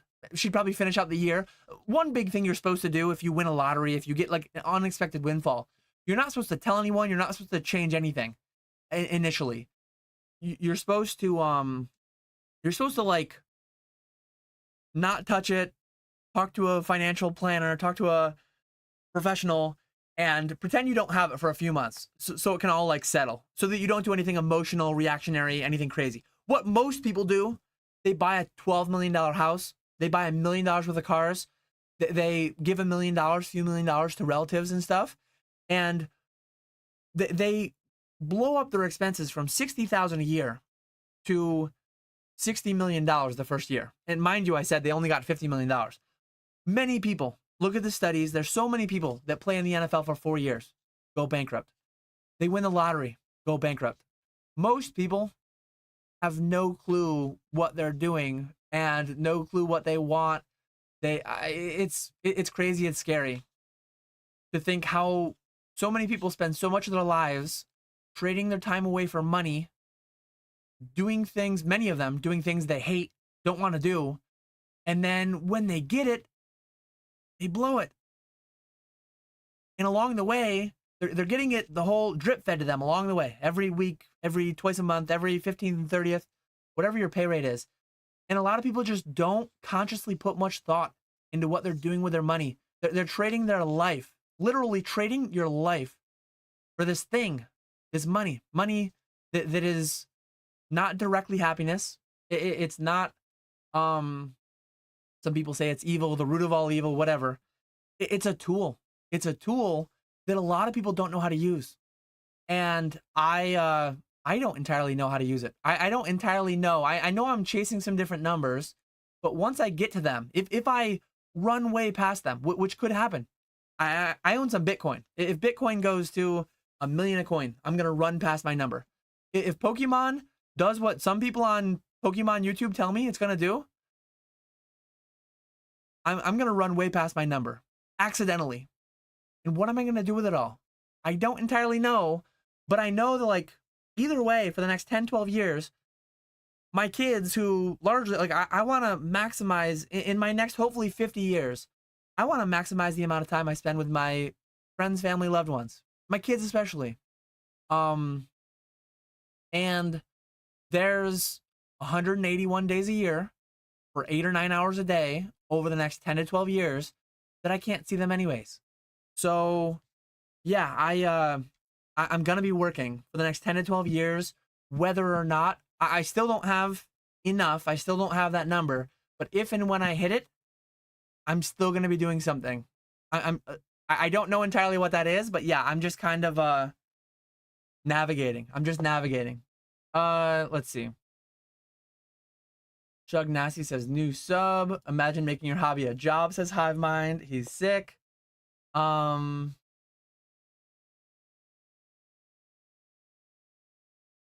see. Trevor says, do you think it would be a smart move to reallocate some slab sealed into destined rivals, or just get one case from now in case market trends downwards? Are you talking buying in at 100% of market? I think it is insane. Like this is Dan off the fence. I think it's insane to buy in to a set at $250 a box that is brand new. Could you make money? Yes. Is it insane to do it? In my opinion, yes. I am buying hundreds of boxes, my allocation, at 95-ish a box. I'm going to sell them all as fast as I can. I'm not trying to single you out here, Trevor. I hope if you're buying with intent to resell, if you're buying to make money, I pray to Arceus, you are not paying sales tax. Tons of people speculating in this stuff are. If you're trying to make money, you are a business. You're operating as a business. If you're buying with intent to resell, you should not be paying sales tax. Some people on release day, some people today are pre-ordering this thing for 110% of market. That is insane. I just offered earlier, like, I'm biased. I'm the one selling it. Like, I'm not trying to get you to do this specifically.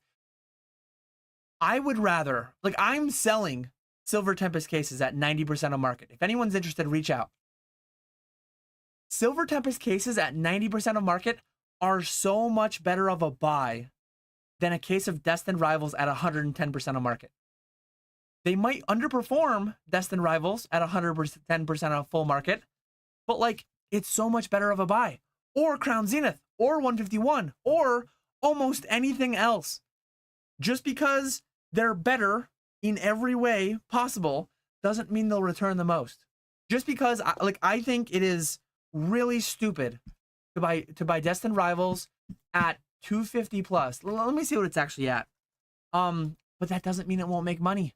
I would have told you back when people were buying Surging from me for 200, I would have told you that was stupid. I'm saying 250. Destined Rivals right now is 320 on TCG Player. That is so dumb to buy at double MSRP plus 10% if you're paying sales tax. That's insane. Opportunity cost, risk adjusted, blah, blah, blah. Anything else is better, but that might make you 30%. I don't think that box will go to 400. Like for you to make 30%, it would have to go to 500 if you're paying 110% of market. Because if you're paying 320 plus sales tax, you're paying 350. If you sell for 500 on eBay or TCG Player minus 10%, you're at 450. Yeah, to make 20-30%, you need it to go to a $500 box. That is such a bad buy, in my opinion. I never tell people what to do, what to buy, what to sell, but I am not only not buying Destined Rivals at 320, I am falling over myself to sell every single one I have at 320 if that price holds. And maybe it'll be higher. Maybe it'll be 360. Maybe it'll be 380. I have no clue. This market is insane. I know it has to come around. It has to become more sane, more rational. I know that price is insane, irrational, illogical.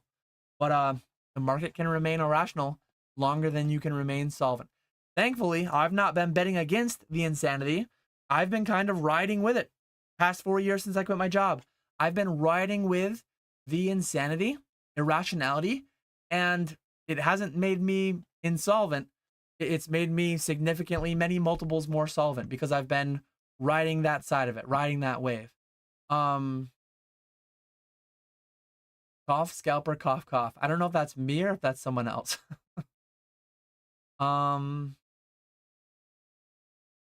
It's hard to be ignorant when you're on the yacht. From catching panfish to whale hunting. Chicharrones. Question is, do you make a decent tater salad? I'm not a potato salad guy. I'm not a mayonnaise guy. Shopify automatically kicks in when you cross a certain amount in states, I do believe. I think they tell you when you're crossing thresholds. I don't think they automatically do it for you. I think it's still manual. I think it still needs intervention, but whatever. I wanted to tell you I finally feel so comfortable in regards to this crap. I found the one guy who does it for the love of the game today. Thanks for letting me bother you, Dan. Appreciate you being here, Cardboard Cabin. Brandon G says, hey, Ketchum, my package showed up today to Fanatics, I assume. Appreciate you making it easy to do and help sell off my slabs. Should I see them under your auction in Fanatics in the next week or two? So if they got delivered today, they'll likely go live next Thursday. So I would have already shared to you a consignment document that will show your tracking number, and at some point I'll add your submission number. When they're ready to list, I usually don't message people. I usually just list them and I link them in the sheet. So that could be my next week. Worst case, it'll be 2 weeks from Thursday. Hopefully it's not that long, but sometimes Fanatics gets hammered with submissions, and sometimes the turnaround time for curation is like almost 2 weeks. What's the best company meal your crew has had? We haven't had. I mean, the crew is expanding right now as we speak, the live streaming crew, but we haven't had. At some point, I do need to get PK Pongaskaya together for a company retreat. Maybe I'll fly them all in. I'll have to see how the I did just have a big tax bill. Did just have a good year, but maybe we'll do a 2025 company retreat at the Turning Stone Casino. Maybe I'll give them all a stipend to fly in, and I'll give them some X amount of bonus. But it has like for your flights, for your hotel room. Maybe we get a suite. Come to me. Maybe we hit some tables. Maybe we rip some packs. Maybe we do a live stream. Oh, I was gonna say something stupid that I'm not gonna say. Like I'll just say it. I'm not actually gonna do this, but like it's tax day. If I flew everyone in for a company retreat and we were doing a live stream, could the $1,000 we lose at the blackjack table be argued to be a company expense? Honestly, there's probably crazier things that people write off. I'm not saying I'm gonna do that, but it's just a thought that came to mind. I gave everyone a $1,000 travel stipend, and the rest of it they had to put on black on the roulette wheel. I mean, if it made money, I'd have to pay taxes on the gains, right? But if it lost money, is it a write-off now? Because it's a corporate retreat. If it ever came to the point where you had to pivot completely away from both pack break streams as well as consignments, where do you think you would try to pivot to for you to stay afloat? I could make enough money just buying collections, grading, selling. I could make enough money doing that. I don't want to go back to that though. Like I still do that from time to time. I still will make my periodic plays with this, things like that, opportunities as they come up. But I just want to do more passive things. I want to do more like let me manage everything from a laptop wherever I am. Next week that'll be at a water park. I'll be doing consignor payouts on my laptop from a water park. Fat Belly says, so you're saying it's dumb to have more money in the closet than the bank account? Where did I say that? Did I say that? I don't think so. I'm trying to up my cash position so that I'm more ready for things to be going on. But some people say cash is king. Cash is king when it comes to negotiation. Cash is king when it comes to getting the best prices. Some people say cash is trash. It's always somewhere in between, gray area. It's not binary. It's not 1. It's not 0. Cash is not always king. Cash is not always trash. But depending on how you use it, depending on it can either be king or trash, and it's some mix of the two, depending on how you're using it. I need more cash than I have right now. I have too low of a cash position. I have plenty for I'm not insolvent. My cash flow is fine for day-to-day operations, but I should have more, and I will get more than I have today in the coming months. Destin Rivals is going to be stupid expensive. It's stupid expensive right now. I am not buying it. I never recommend people buy or sell or do anything specifically, but I'm going to sell all I have as quickly as I can, keeping some amount for the live streams. Some amount might be kind of a lot if it's very popular, but so this user with no username would start a restaurant and blow it all. Brendan G says, let the moms retire. Fat Belly says, probably build a gym and work out all day long, buy more Pokemon, never work again.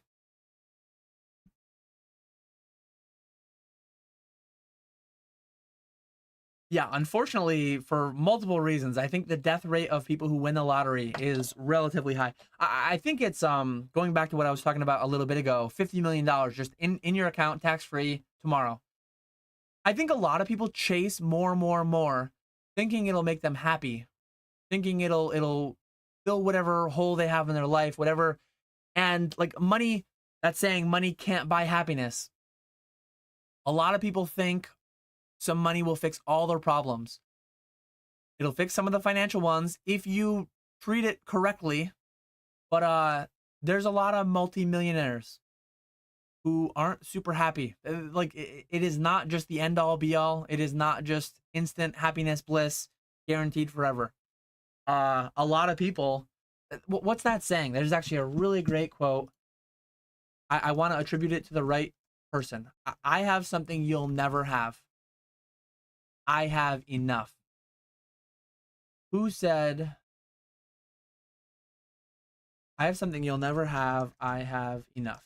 That's a saying by somebody. Here's a Medium article. Oh no, pop-ups. Based on this anecdote, Kurt Vonnegut wrote the obituary poem for the New Yorker. So, okay, so yeah, some party, blah, blah, blah. Kurt Vonnegut informs his pal, Joseph Heller, that their host, a hedge fund manager, had made more money in a single day than Heller had earned from his wildly popular novel Catch-22 over its whole history. Heller responds, yes, but I have something he will never have. Enough. I don't yet have enough. I'm getting close. But if I get to a few $1 million, I will have more than some billionaires will never have. I will have enough. My goal in life is to get to enough. And will the goalpost move a little bit? Potentially. Probably even. Are they going to add a zero? No. Am I going to stop entirely though? Just because I say a few million would be my enough, does that mean I'm just going to stop entirely? Like Rudy's been asked, if you just sold it all, wouldn't you have enough? You still have to do something. It's like, I don't think I'd be mentally stimulated enough not doing anything productive. Most things that you do that are productive towards society, and some people might say, Dan, you're a scalper. You're not productive towards society. I'm providing entertainment. I'm providing collection pieces for people that they want. Providing something towards society. You can argue whether it's inherently good or bad, or if it's more or less than I used to do as an engineer, but I'm providing something of value towards society and I'm being paid back financially due to it. And some people, not in any pursuit of more money, just in pursuit of their own happiness, pursuit of their own goals. Like I love doing this thing I'm doing. Some people, it's crazy to say, it's crazy to think, some people accidentally become decamillionaires, centimillionaires, billionaires, just doing what they love every single day. Some people just work 15 hours a day for a decade of their life because they're that passionate about the thing that they're doing. And then they just create a company that turns them into a billionaire. I don't think I'm going to have that problem. I don't think that's going to happen to me.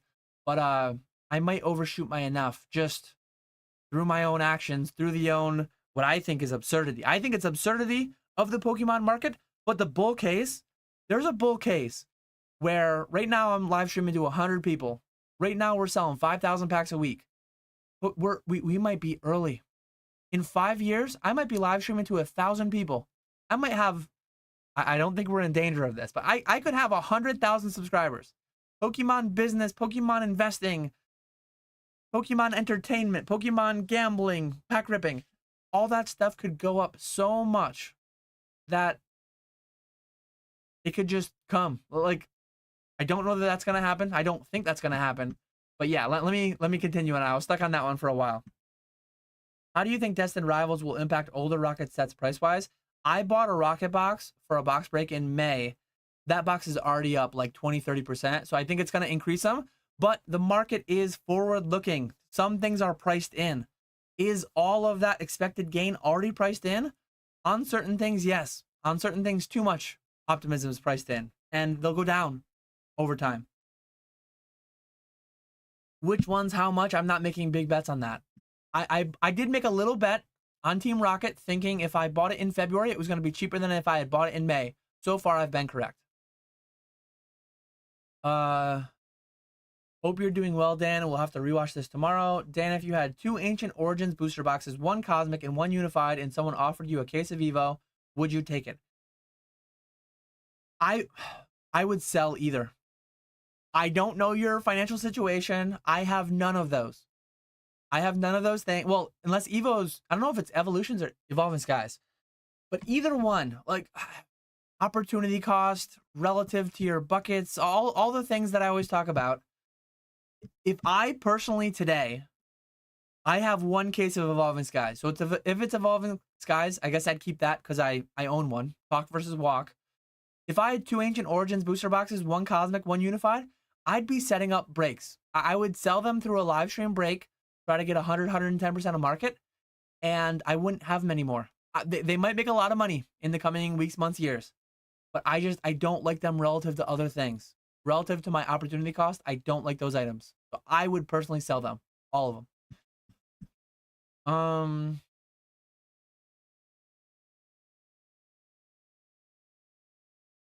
Are you serious about selling Silver Tempest cases at 90? At 90% of market, yes. I will absolutely, if you want to reach out, yes, yeah, not $90, 90% of market. Email me. Feel free to DM me on Instagram, Discord, wherever. I have more than I thought I had. I want to get down to like 4 to 6 cases of Silver Tempest booster boxes. So I will happily, I'll either do, ideally it'll be ACH or wire or something. I mean, people can sign millions of dollars of cards with me. If you don't trust me, you don't trust me, and maybe we can't make a deal. But ideally, I would want it to be ACH or wire up front, and then I send to you fully insured wherever you want it sent. Can you give me the sales pitch on why you think Metazoo will succeed, especially when it failed once? Again, know my bias. I always feel the need to tell you I'm a minority passive investor in Metazoo, so know that as I'm giving you this answer. But I bought into Metazoo because I believe in it. I love the idea of cryptids, of public domain being turned into intellectual property, essentially. So Pikachu, Charizard, these things have global appeal. These things have global celebrity. What has more than that, though?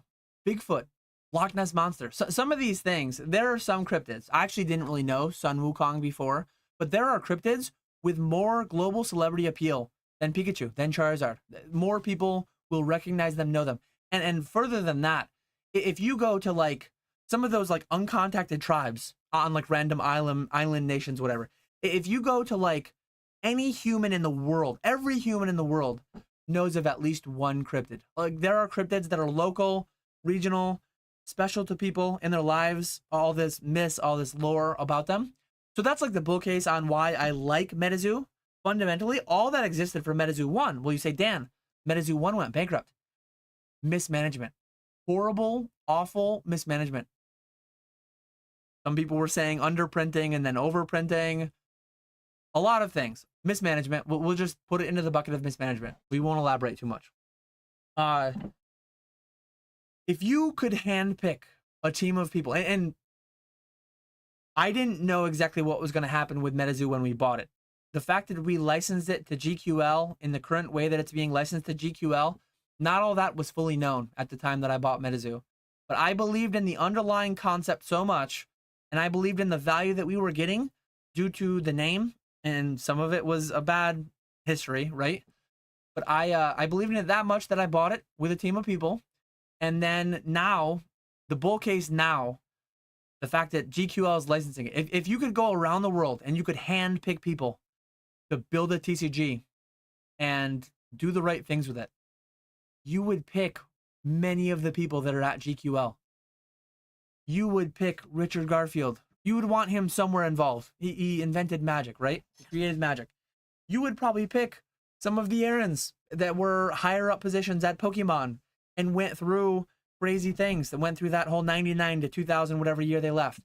So the bull case is like, we could be early in cardboard as a whole. I've heard all these different, very optimistic projections of what the cardboard market will do. Not just Pokemon, not just Metazoo, not just sports, all of it together, on how much growth potential there is. It's pretty big in the US. It's pretty decently big in Japan.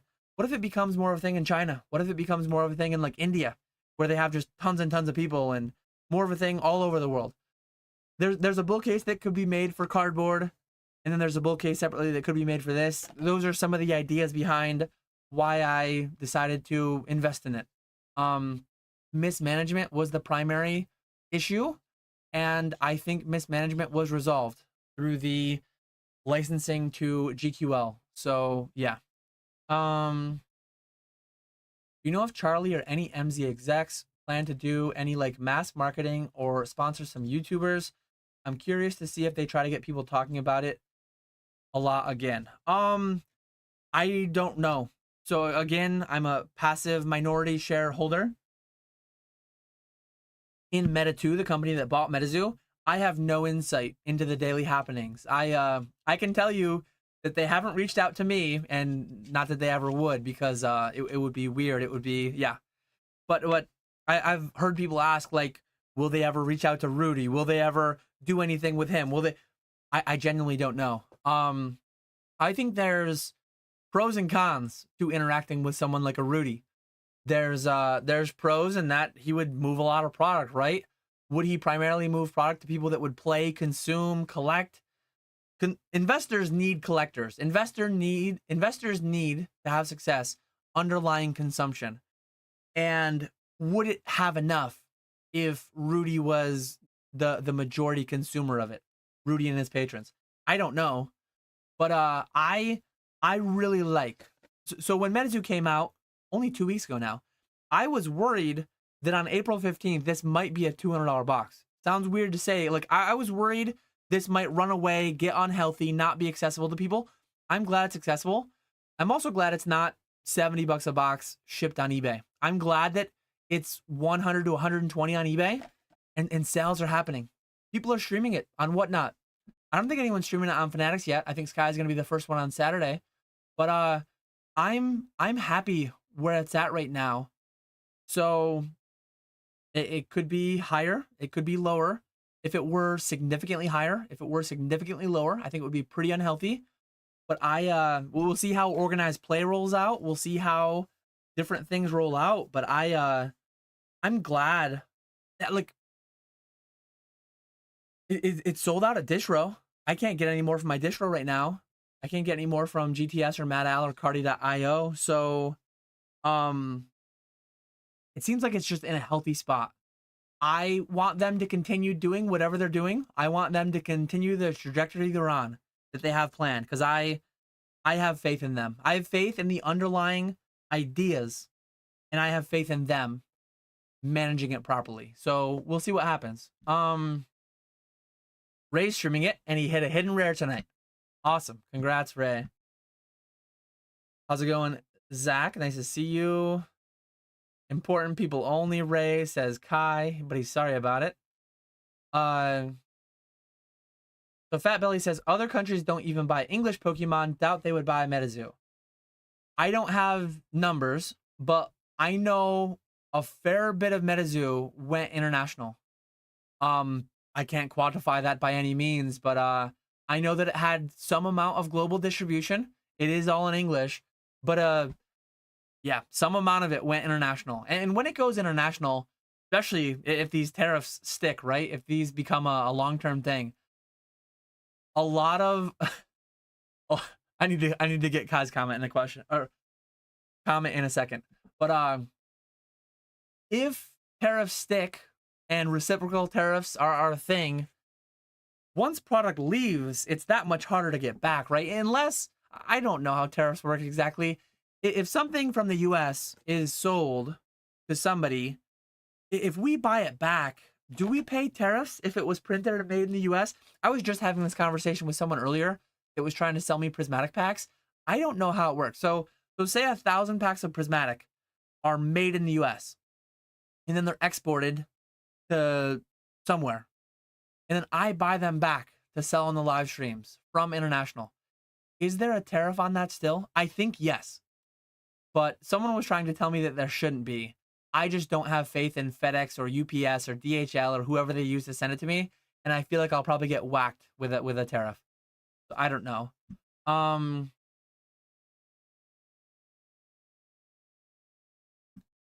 don't have Jack. I'm good. I guess I already won. Fat Belly says retire and play old school RuneScape all day. I enjoy old school RuneScape a lot. I could not play it all day. I do some occasional sessions with the boys, Skya, Tayflosion, um, Error, and others. I've done 3, 4, 5 hour sessions on RuneScape, and that's plenty for me. That's plenty for me. That's a great idea. Put a Pokemon slot machine in casinos. If you had 10K today to invest in Pokemon, is it going to be a strategy based on sealed alone? What are the parameters that are most attractive when considering? So I need to ask you clarifying questions before I can give you an answer. I know you asked this 11 minutes ago, but if I had 10K to invest in Pokemon, when you say invest, I think you mean put on a pallet and not touch for 5 to 10 years. If that's what you mean, then yes, it's going to be sealed. And I would target primarily things like Crown or 151, things that are likely not going to be printed again, things that are going to be demanded in a few years, 5, 10, 20 years to be ripped on live streams and such. I'm going to target something like that.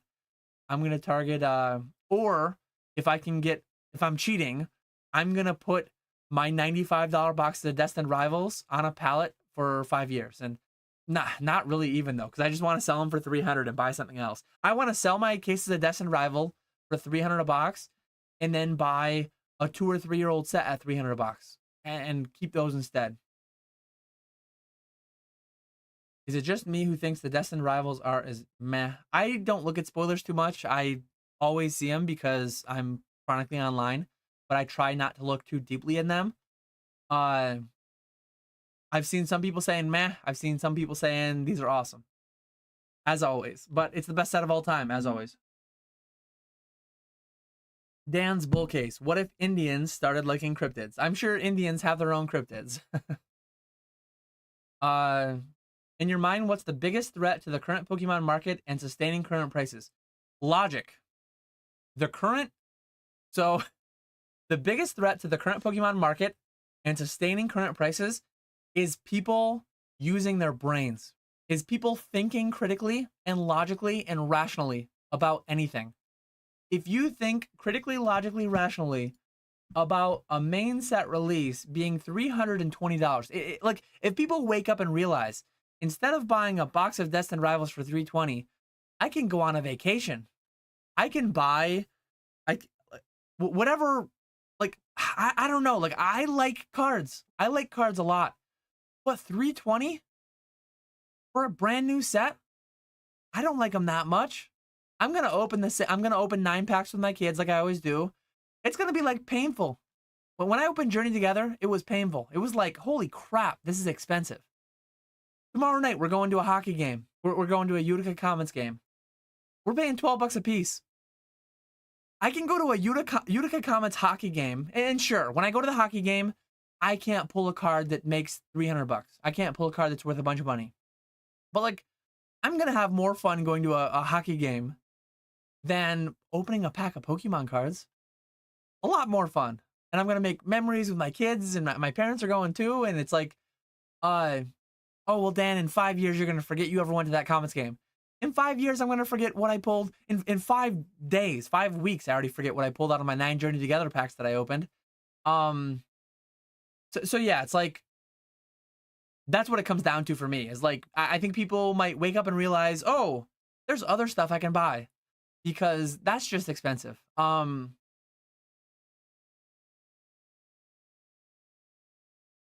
And more broadly than that, if you want like a better answer, I think all this tariff uncertainty, I think this economic uncertainty, I think we could have just down times in the broader markets. I know we went down 10% in one day and 10% the other. Like, we're getting whiplash with all this stuff.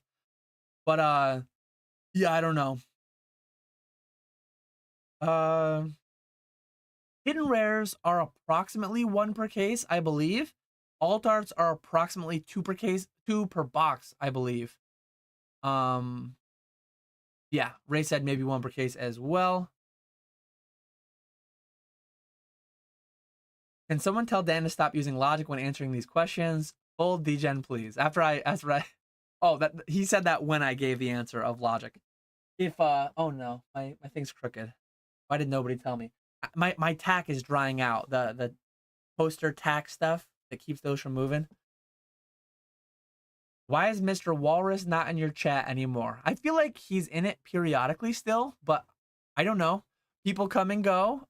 People get busy. People choose to move on from certain content. So he's either moved on from my content, or he's busy tonight, or he's mad at me, or we're not friends anymore, or I really don't know. But I think he's been in here relatively recently. Now you've got me wondering if he's mad at me for some reason. Way to go. Dan has over 100 viewers. Top signals back. I'm within 2 minutes. I'm within 2 minutes of being live in the chat. Still under 2 hours. I have time. I have a little bit of sparkling water left. If people want to keep going, ask me questions in chat, and I will continue answering them. Otherwise, we will wrap up soon. Good Lord, Hidden Rare Motorman. Hidden Rare Mothman sold for 2K 2 days ago. Yes, the I will say preliminary data. Sky has been mass ripping to populate eBay, my eBay that he manages. He's been mass ripping a lot of cases, and you get less of the OG Mothman art than you do of the other hidden rares. So there's 5 hidden rares. There's Mothman, Piazza Bird, Bigfoot, and Sun Wukong. And you get fairly significantly less. At least we did. We've opened, well, he's opened a lot of product, and we have a lot less of the OG Mothman artwork than the other hidden alt moth and the other hiddens that I met. So it yeah, it's, is it high? Is it low? I have no idea. It feels like a lot of money, but it's definitely harder to hit than the other ones. What will it be in a year, 2 years, 5 years? I don't know. I generally, to lower my risk in owning the company, to lower my risk in all the boxes that I'm keeping, I generally want to have all the moths that we pull sold within the next few months, probably. Even if it might, like, it just feels like a lot of optimism is built into those prices.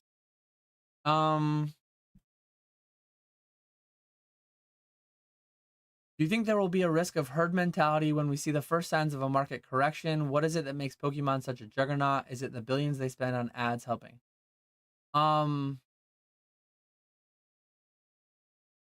Consumer demand is definitely fickle. Right now, there's a lot of like, you've got to buy everything you can because it all only goes up. When people realize that things can in fact go down, there's a risk that like everyone runs for the exits at the same time, and there's not enough liquidity, and prices could go down sharply. But like, some people would say today that Journey Together has gone down sharply. Again, I talked about that a bit ago. It's insane to me that people are like reacting harshly to Journey Together going down 20%. If you look at TCG Player, it peaked at 275. It's kind of like flattening at 220 in that vicinity. Will it go, like, to me, it should go down further. It should be sub MSRP. It's not an amazing set. It just came out 2 weeks ago.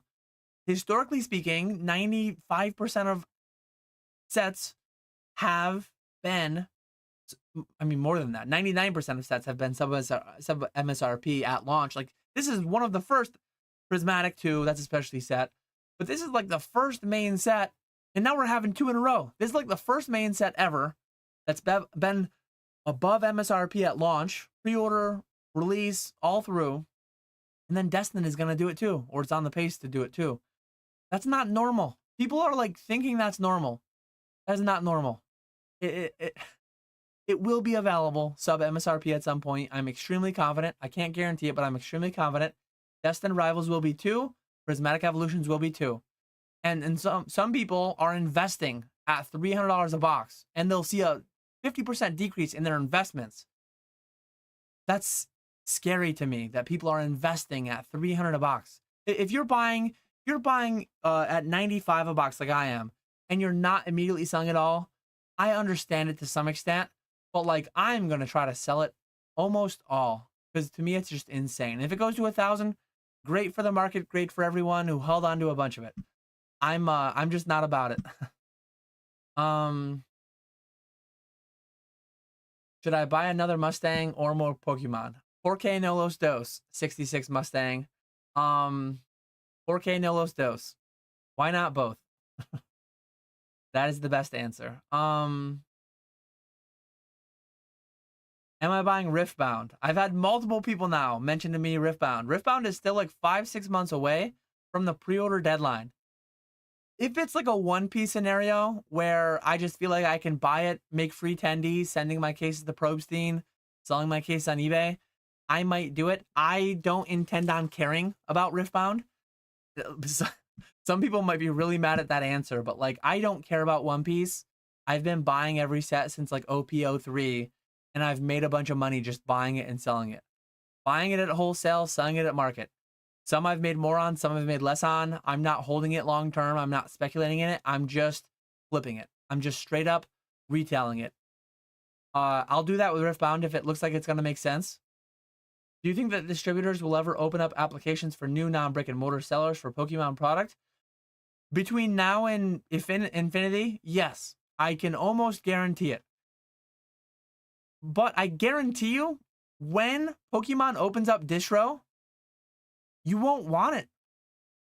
I guarantee they will open it. Well, screw it. I'll guarantee it. G word. I guarantee in the next 50 years, at me if I'm wrong, in the next 50 years, Pokemon will open up distro to whoever wants it. I guarantee it. You won't want it though. The only reason it'll be open is because distro's sitting on product that's not selling out. At some point, we'll get back to that. We have to. At some point, we have to. This irrationality, this insanity has to calm. It has to. Product just can't go up into perpetuity forever. Right now, people think it will. People think it is. People think it can. That's why boxes are 300 out the gate. Not every, like, if Destined Rivals goes up, only up for the next 6 months, a year, 2 years, then the next one will be 400 out of the gate. Then the next one will be 500 out of the gate. That's what happens with these things. If and when something becomes a certainty, if and when something becomes guaranteed, if an investment's guaranteed to double your money in a year, you should put all your money in that. People are going to start doing that. I've had people, I don't want to give names. I don't want to give too specific of anecdotes. But I've heard of people being asked like, hey, I've got $100,000. Should I buy cases of Destined? Should I buy a base set unlimited box? Should I buy a case of Fossil First Edition boxes? There are people coming in right now with 6-7 figure sums of money just buying things. Like, some people think that, and I sold to some of those people 4 years ago. I sold them $1,000 EVs, and I sold them $30,000 PSN 9 Shadowless base sets, and I sold them $7,000 base set unlimited Charizards. And the only thing some of them asked me, it's like, is this a good investment? And the only thing I told them was, I'm selling it. Hey, Dan, is Destined Rivals at 300 a good investment? I don't know. I'm selling it. I'm selling all of it. Like, I don't know. And it might, Destined Rivals might come out at 300, and in a month it might be 400, and in a year it might be 1,000, and it might never go down below 300. It might be the first set of all time that never went below MSRP. I'm not trying to incite FOMO. I don't think that's going to happen. I'm going to bet heavily against that happening because I'm going to sell all I get, essentially, at 300 a box. I'm going to have to set, so I'm going to, like I say, all I'm going to get, I have to set a lot of it back for the streams. But that's my thoughts. That's how my line of thinking goes, and that's why I'm doing what I'm doing. That's what this channel is. It is telling people what I'm doing and why. I do not advise people on what they should do. I just tell you what I'm doing and why. Whatever happened to Tiffany pendants? Are they up in price? I have no idea. I think they're up, but eBay would know better than I do. Would you say you have strong conviction in the brand of Metazoo and the new management, or would you say it was a small bet on something you'd enjoy? I would say I have very strong conviction in the brand of Metazoo and the new management, and it's a large bet. it's a relatively large percentage of my net worth that I use to buy Metazoo with Metazoo, the company that we formed. Um, Further than that, instead of just putting in that money into buying Metazoo from bankruptcy, I'm carrying it. I'm mass ripping boxes for singles on eBay. I'm having a streamer start streaming it this Saturday. Uh, so I believe in it. I'm putting a lot out there on it. If it fails, it'll hurt. It'll hurt financially. The first one hurt a little bit financially. I didn't lose money per se. I just lost a lot of time. I lost a lot of opportunity cost. I sold net more than I bought. So like I was in the black for Metazoo. Original Metazoo, I made some money, but my hourly was miserable compared to what it could have been in Pokemon in the same time. But yeah, so if I had less conviction, I wouldn't have bought any of the product. I would have just, hey, I put this much money into buying it. I'm going to leave it there. If I had more conviction, I would have tried to buy more, right? My conviction is exactly buying the percentage that I did in the company and buying 720 boxes, trying to buy 720 boxes, and then getting allocated down and buying some on, I almost put it on my buy list this morning. Or not this morning, yesterday morning. I'm going to start having Metazoo on my buy list. Probably at some point.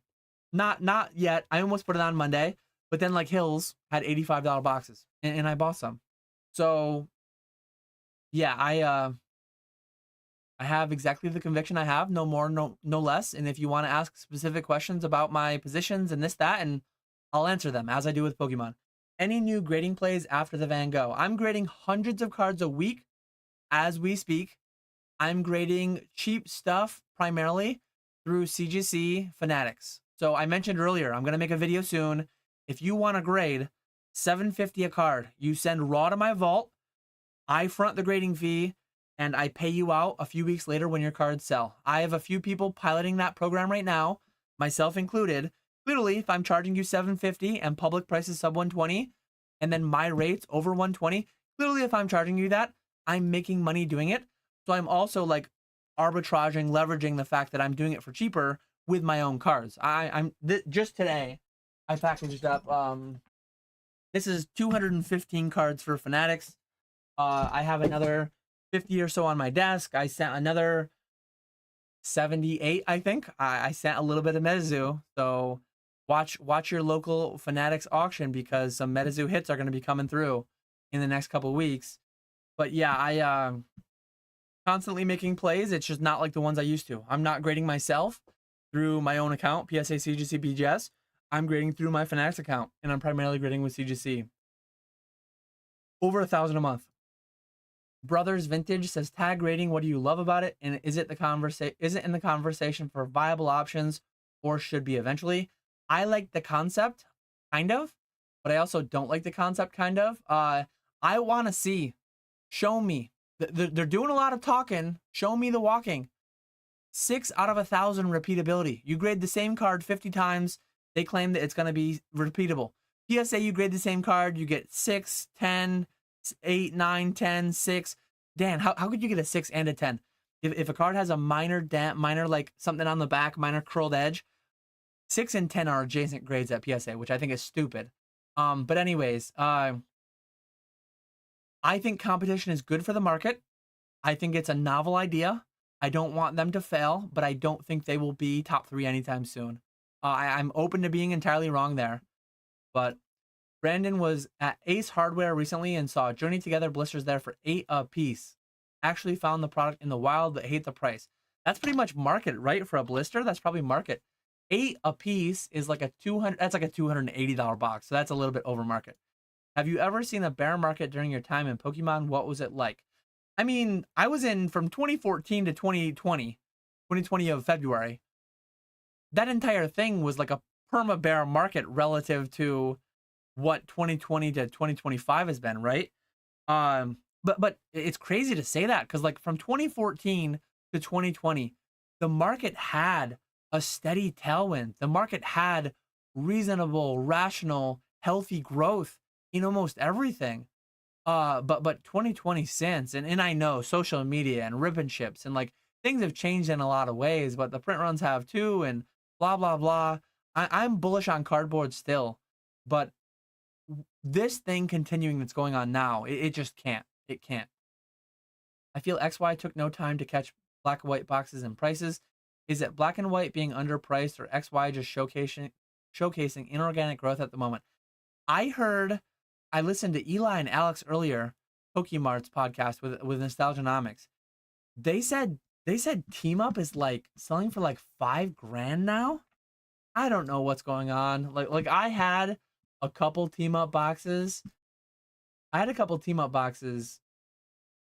Recent sale 5,500. Is that real? That's insane. I remember when I found a couple Team Up boxes over a year ago. I was so thrilled to sell them for 700 or 1,000, and I don't regret it because at the time, with all the information I had, they had a good return for me.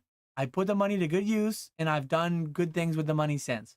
But like, I don't know what's happening. This market's, again, the perma bull case, Evolving Skies might be $5,000 in 3 to 5 years. Do I think that's gonna happen? No, not at all. But could it happen? Yes.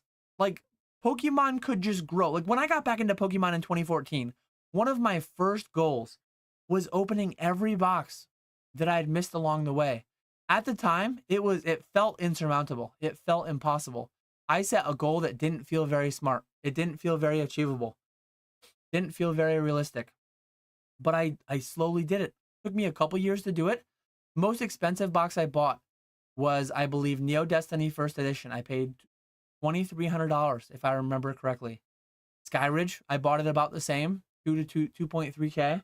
I was buying EX Team Rocket Returns in 2015, 2016 timeframe for about $700. I was buying Delta Species. I was buying Unseen Forces. I was buying all those boxes for several $100s, under $1,000. I don't think I paid $1,000 for any. Maybe Deoxys. I think even Deoxys was only 800 or so. But anyways, I wanted to catch up with everything I had missed along the way.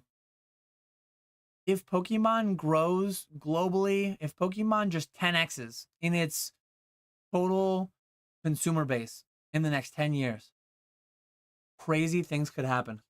Like right now we're printing 12 billion cards a year.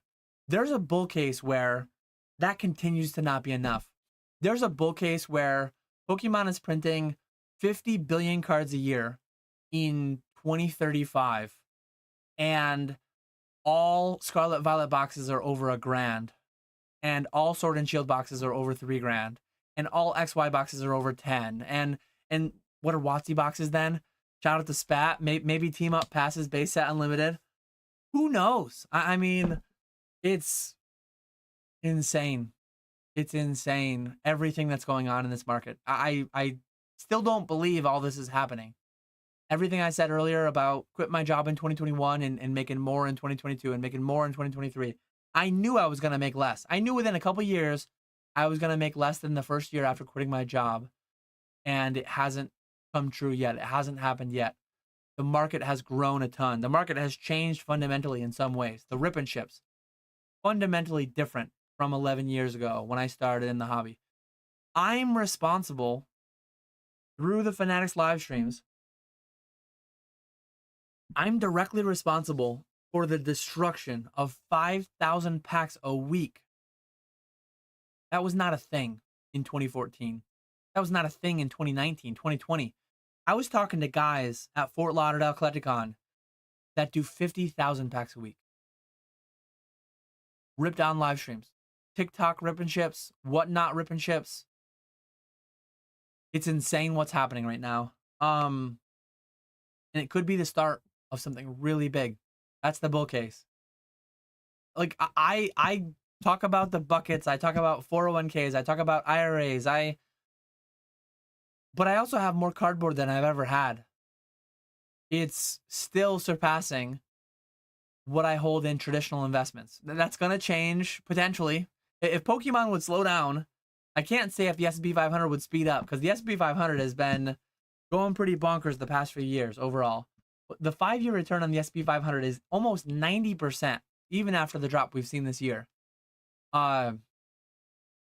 insane. It is absolutely insane what's going on right now, and it's still the most significant part of my net worth because it just keeps going up. I sell more and more and more, but I'm always buying more too, and it just keeps going up and up and up and up. Crazy. Where can I find more about the Fanatics grade and sell opportunity? If you want to DM me, I can send you a copy paste that I sent. So as of right now, there's less than 10 people that are doing that opportunity that I have. I rolled it out slowly to a select few people, but I can send you the DM that I sent them and I can get you going soon. Or it might be Monday's video. I might do a full video on how to do it. It might not be Monday. It might be a couple Mondays from now, but sometime in the next month, I'm going to make a video on it to get it rolling because it's been going well.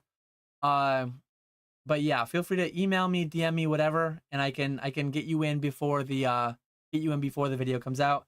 Appreciate you, Pokey Plumber, stopping by to show some love. Love Pokey Plumber's videos. I love the pronunciation of the day. That's the intros and the outros are some of the best in the game. Spat says we're cooked, chat. I presume Spat is saying that because he may or may not be one of the original 10 submitters to the CGC Fanatics. Mr. Spat himself. Spat, your service will not be deprecated in any way. I will still provide you, and I know, like, Spat will tell you, Grimer may or may not be one of the original 10 people to the service. But, yeah, it's been slow. It's been slower than it was. So a month ago or so, I got the opportunity. I did some of my first submissions. Relatively quick. By the time I make my video, I'm going to share some of the anecdotal turnaround times. Because like I had people send me cards about a month ago, and they're just getting grades. They're just getting listed this Thursday. It's about a month. But the beautiful thing is, you send out raw. If you want to send them in penny sleeves, no card savers, you can. If you're that much of a degen like me, I send mine not in card savers. And it's $7.50 a card. I front the grading fee. I do have to pay that before they get auctioned. So I'm actually paying the money up front, and then they're getting auctioned, and I'm getting the money back, and then I'm sending to you. It's public payout sub 120 minus $7.50 per card grading fee. And then it's above 120, it's my normal rates. So yeah, that opportunity, it's kind of like you're early to it. If you're already doing it, you're really early to it. If you're hearing about it right now and you DM me this week, you'll be doing it before the video goes public. So you'll be doing it before maybe a couple dozen new people are doing it. But yeah, feel free to hit me up. Next week is gonna be pretty busy. But as far as like my lift on the consignment service, I work on the consignment service for quite low margins. People are like, Dan, what are you doing? They send it to your vault of Fanatics. They photograph it. They take the pictures. They photograph. They scan. They take the pictures. They do the listing. I handle the money mostly. I do the Instagram posts. I talk about it on YouTube. I understand and I realize that's part of why I'm doing it. Part of why I'm doing it is because it's not a ton of lift. But it's still moving money. It's still dealing with Chase shutting down my account all the time. It takes some amount of time. To facilitate that. The past few weeks, it's been over 1,000 cards a week. Over 1,000 cards a week I'm paying out every week, every Wednesday. So Fanatics does accept sales tax exemption. Yep, both for Fanatics Live and for Fanatics Collect. So yeah, that is a thing. You want to reach out to them. But yeah, I'm traveling a bunch next week, but I'll still be keeping up with my emails. I'll still be keeping up with my messages. Every night at least, I'll spend a little bit of time keeping up with those. So if you want to get things, all you do is you DM me, you email me, you say, hey Dan, I have 100 cards for CGC Fanatics. And I need the number from you so that I can generate a submission number. I message you back and I say, you're approved to go. Here's your submission number. So I need quantity of cards. And then I give you a submission number. And then you give me your tracking. And I upload that to Fanatics. They need to know how many cards are coming. And they need to know the tracking number so that they can divert it from the vault, from the photographing for that to CGC grading. And then from there, It's been a couple weeks. It's been a couple week wait to get the grades, and then it's another week or so to get the curation done by Fanatics of the graded card, get the listing made, and then I get them listed for you. 100 card maximum, 50 card minimum is what I'm currently doing. So yeah, if you do 10 of a same card, ideally, in a perfect world, this is me, this is like Lazy Dan. In a perfect world, you would send me 50 cards that would go all 1 week. But I know, I understand, I realize you might want to send 20 cards at a time. You might want to send 50 cards, but it's 25 of 2 different cards. I require, because Fanatics requires of me, they all need to auction within 4 weeks of curation. So if you send 50 cards and they're 25 cards each of 2 different cards, we need to do like 6 a week.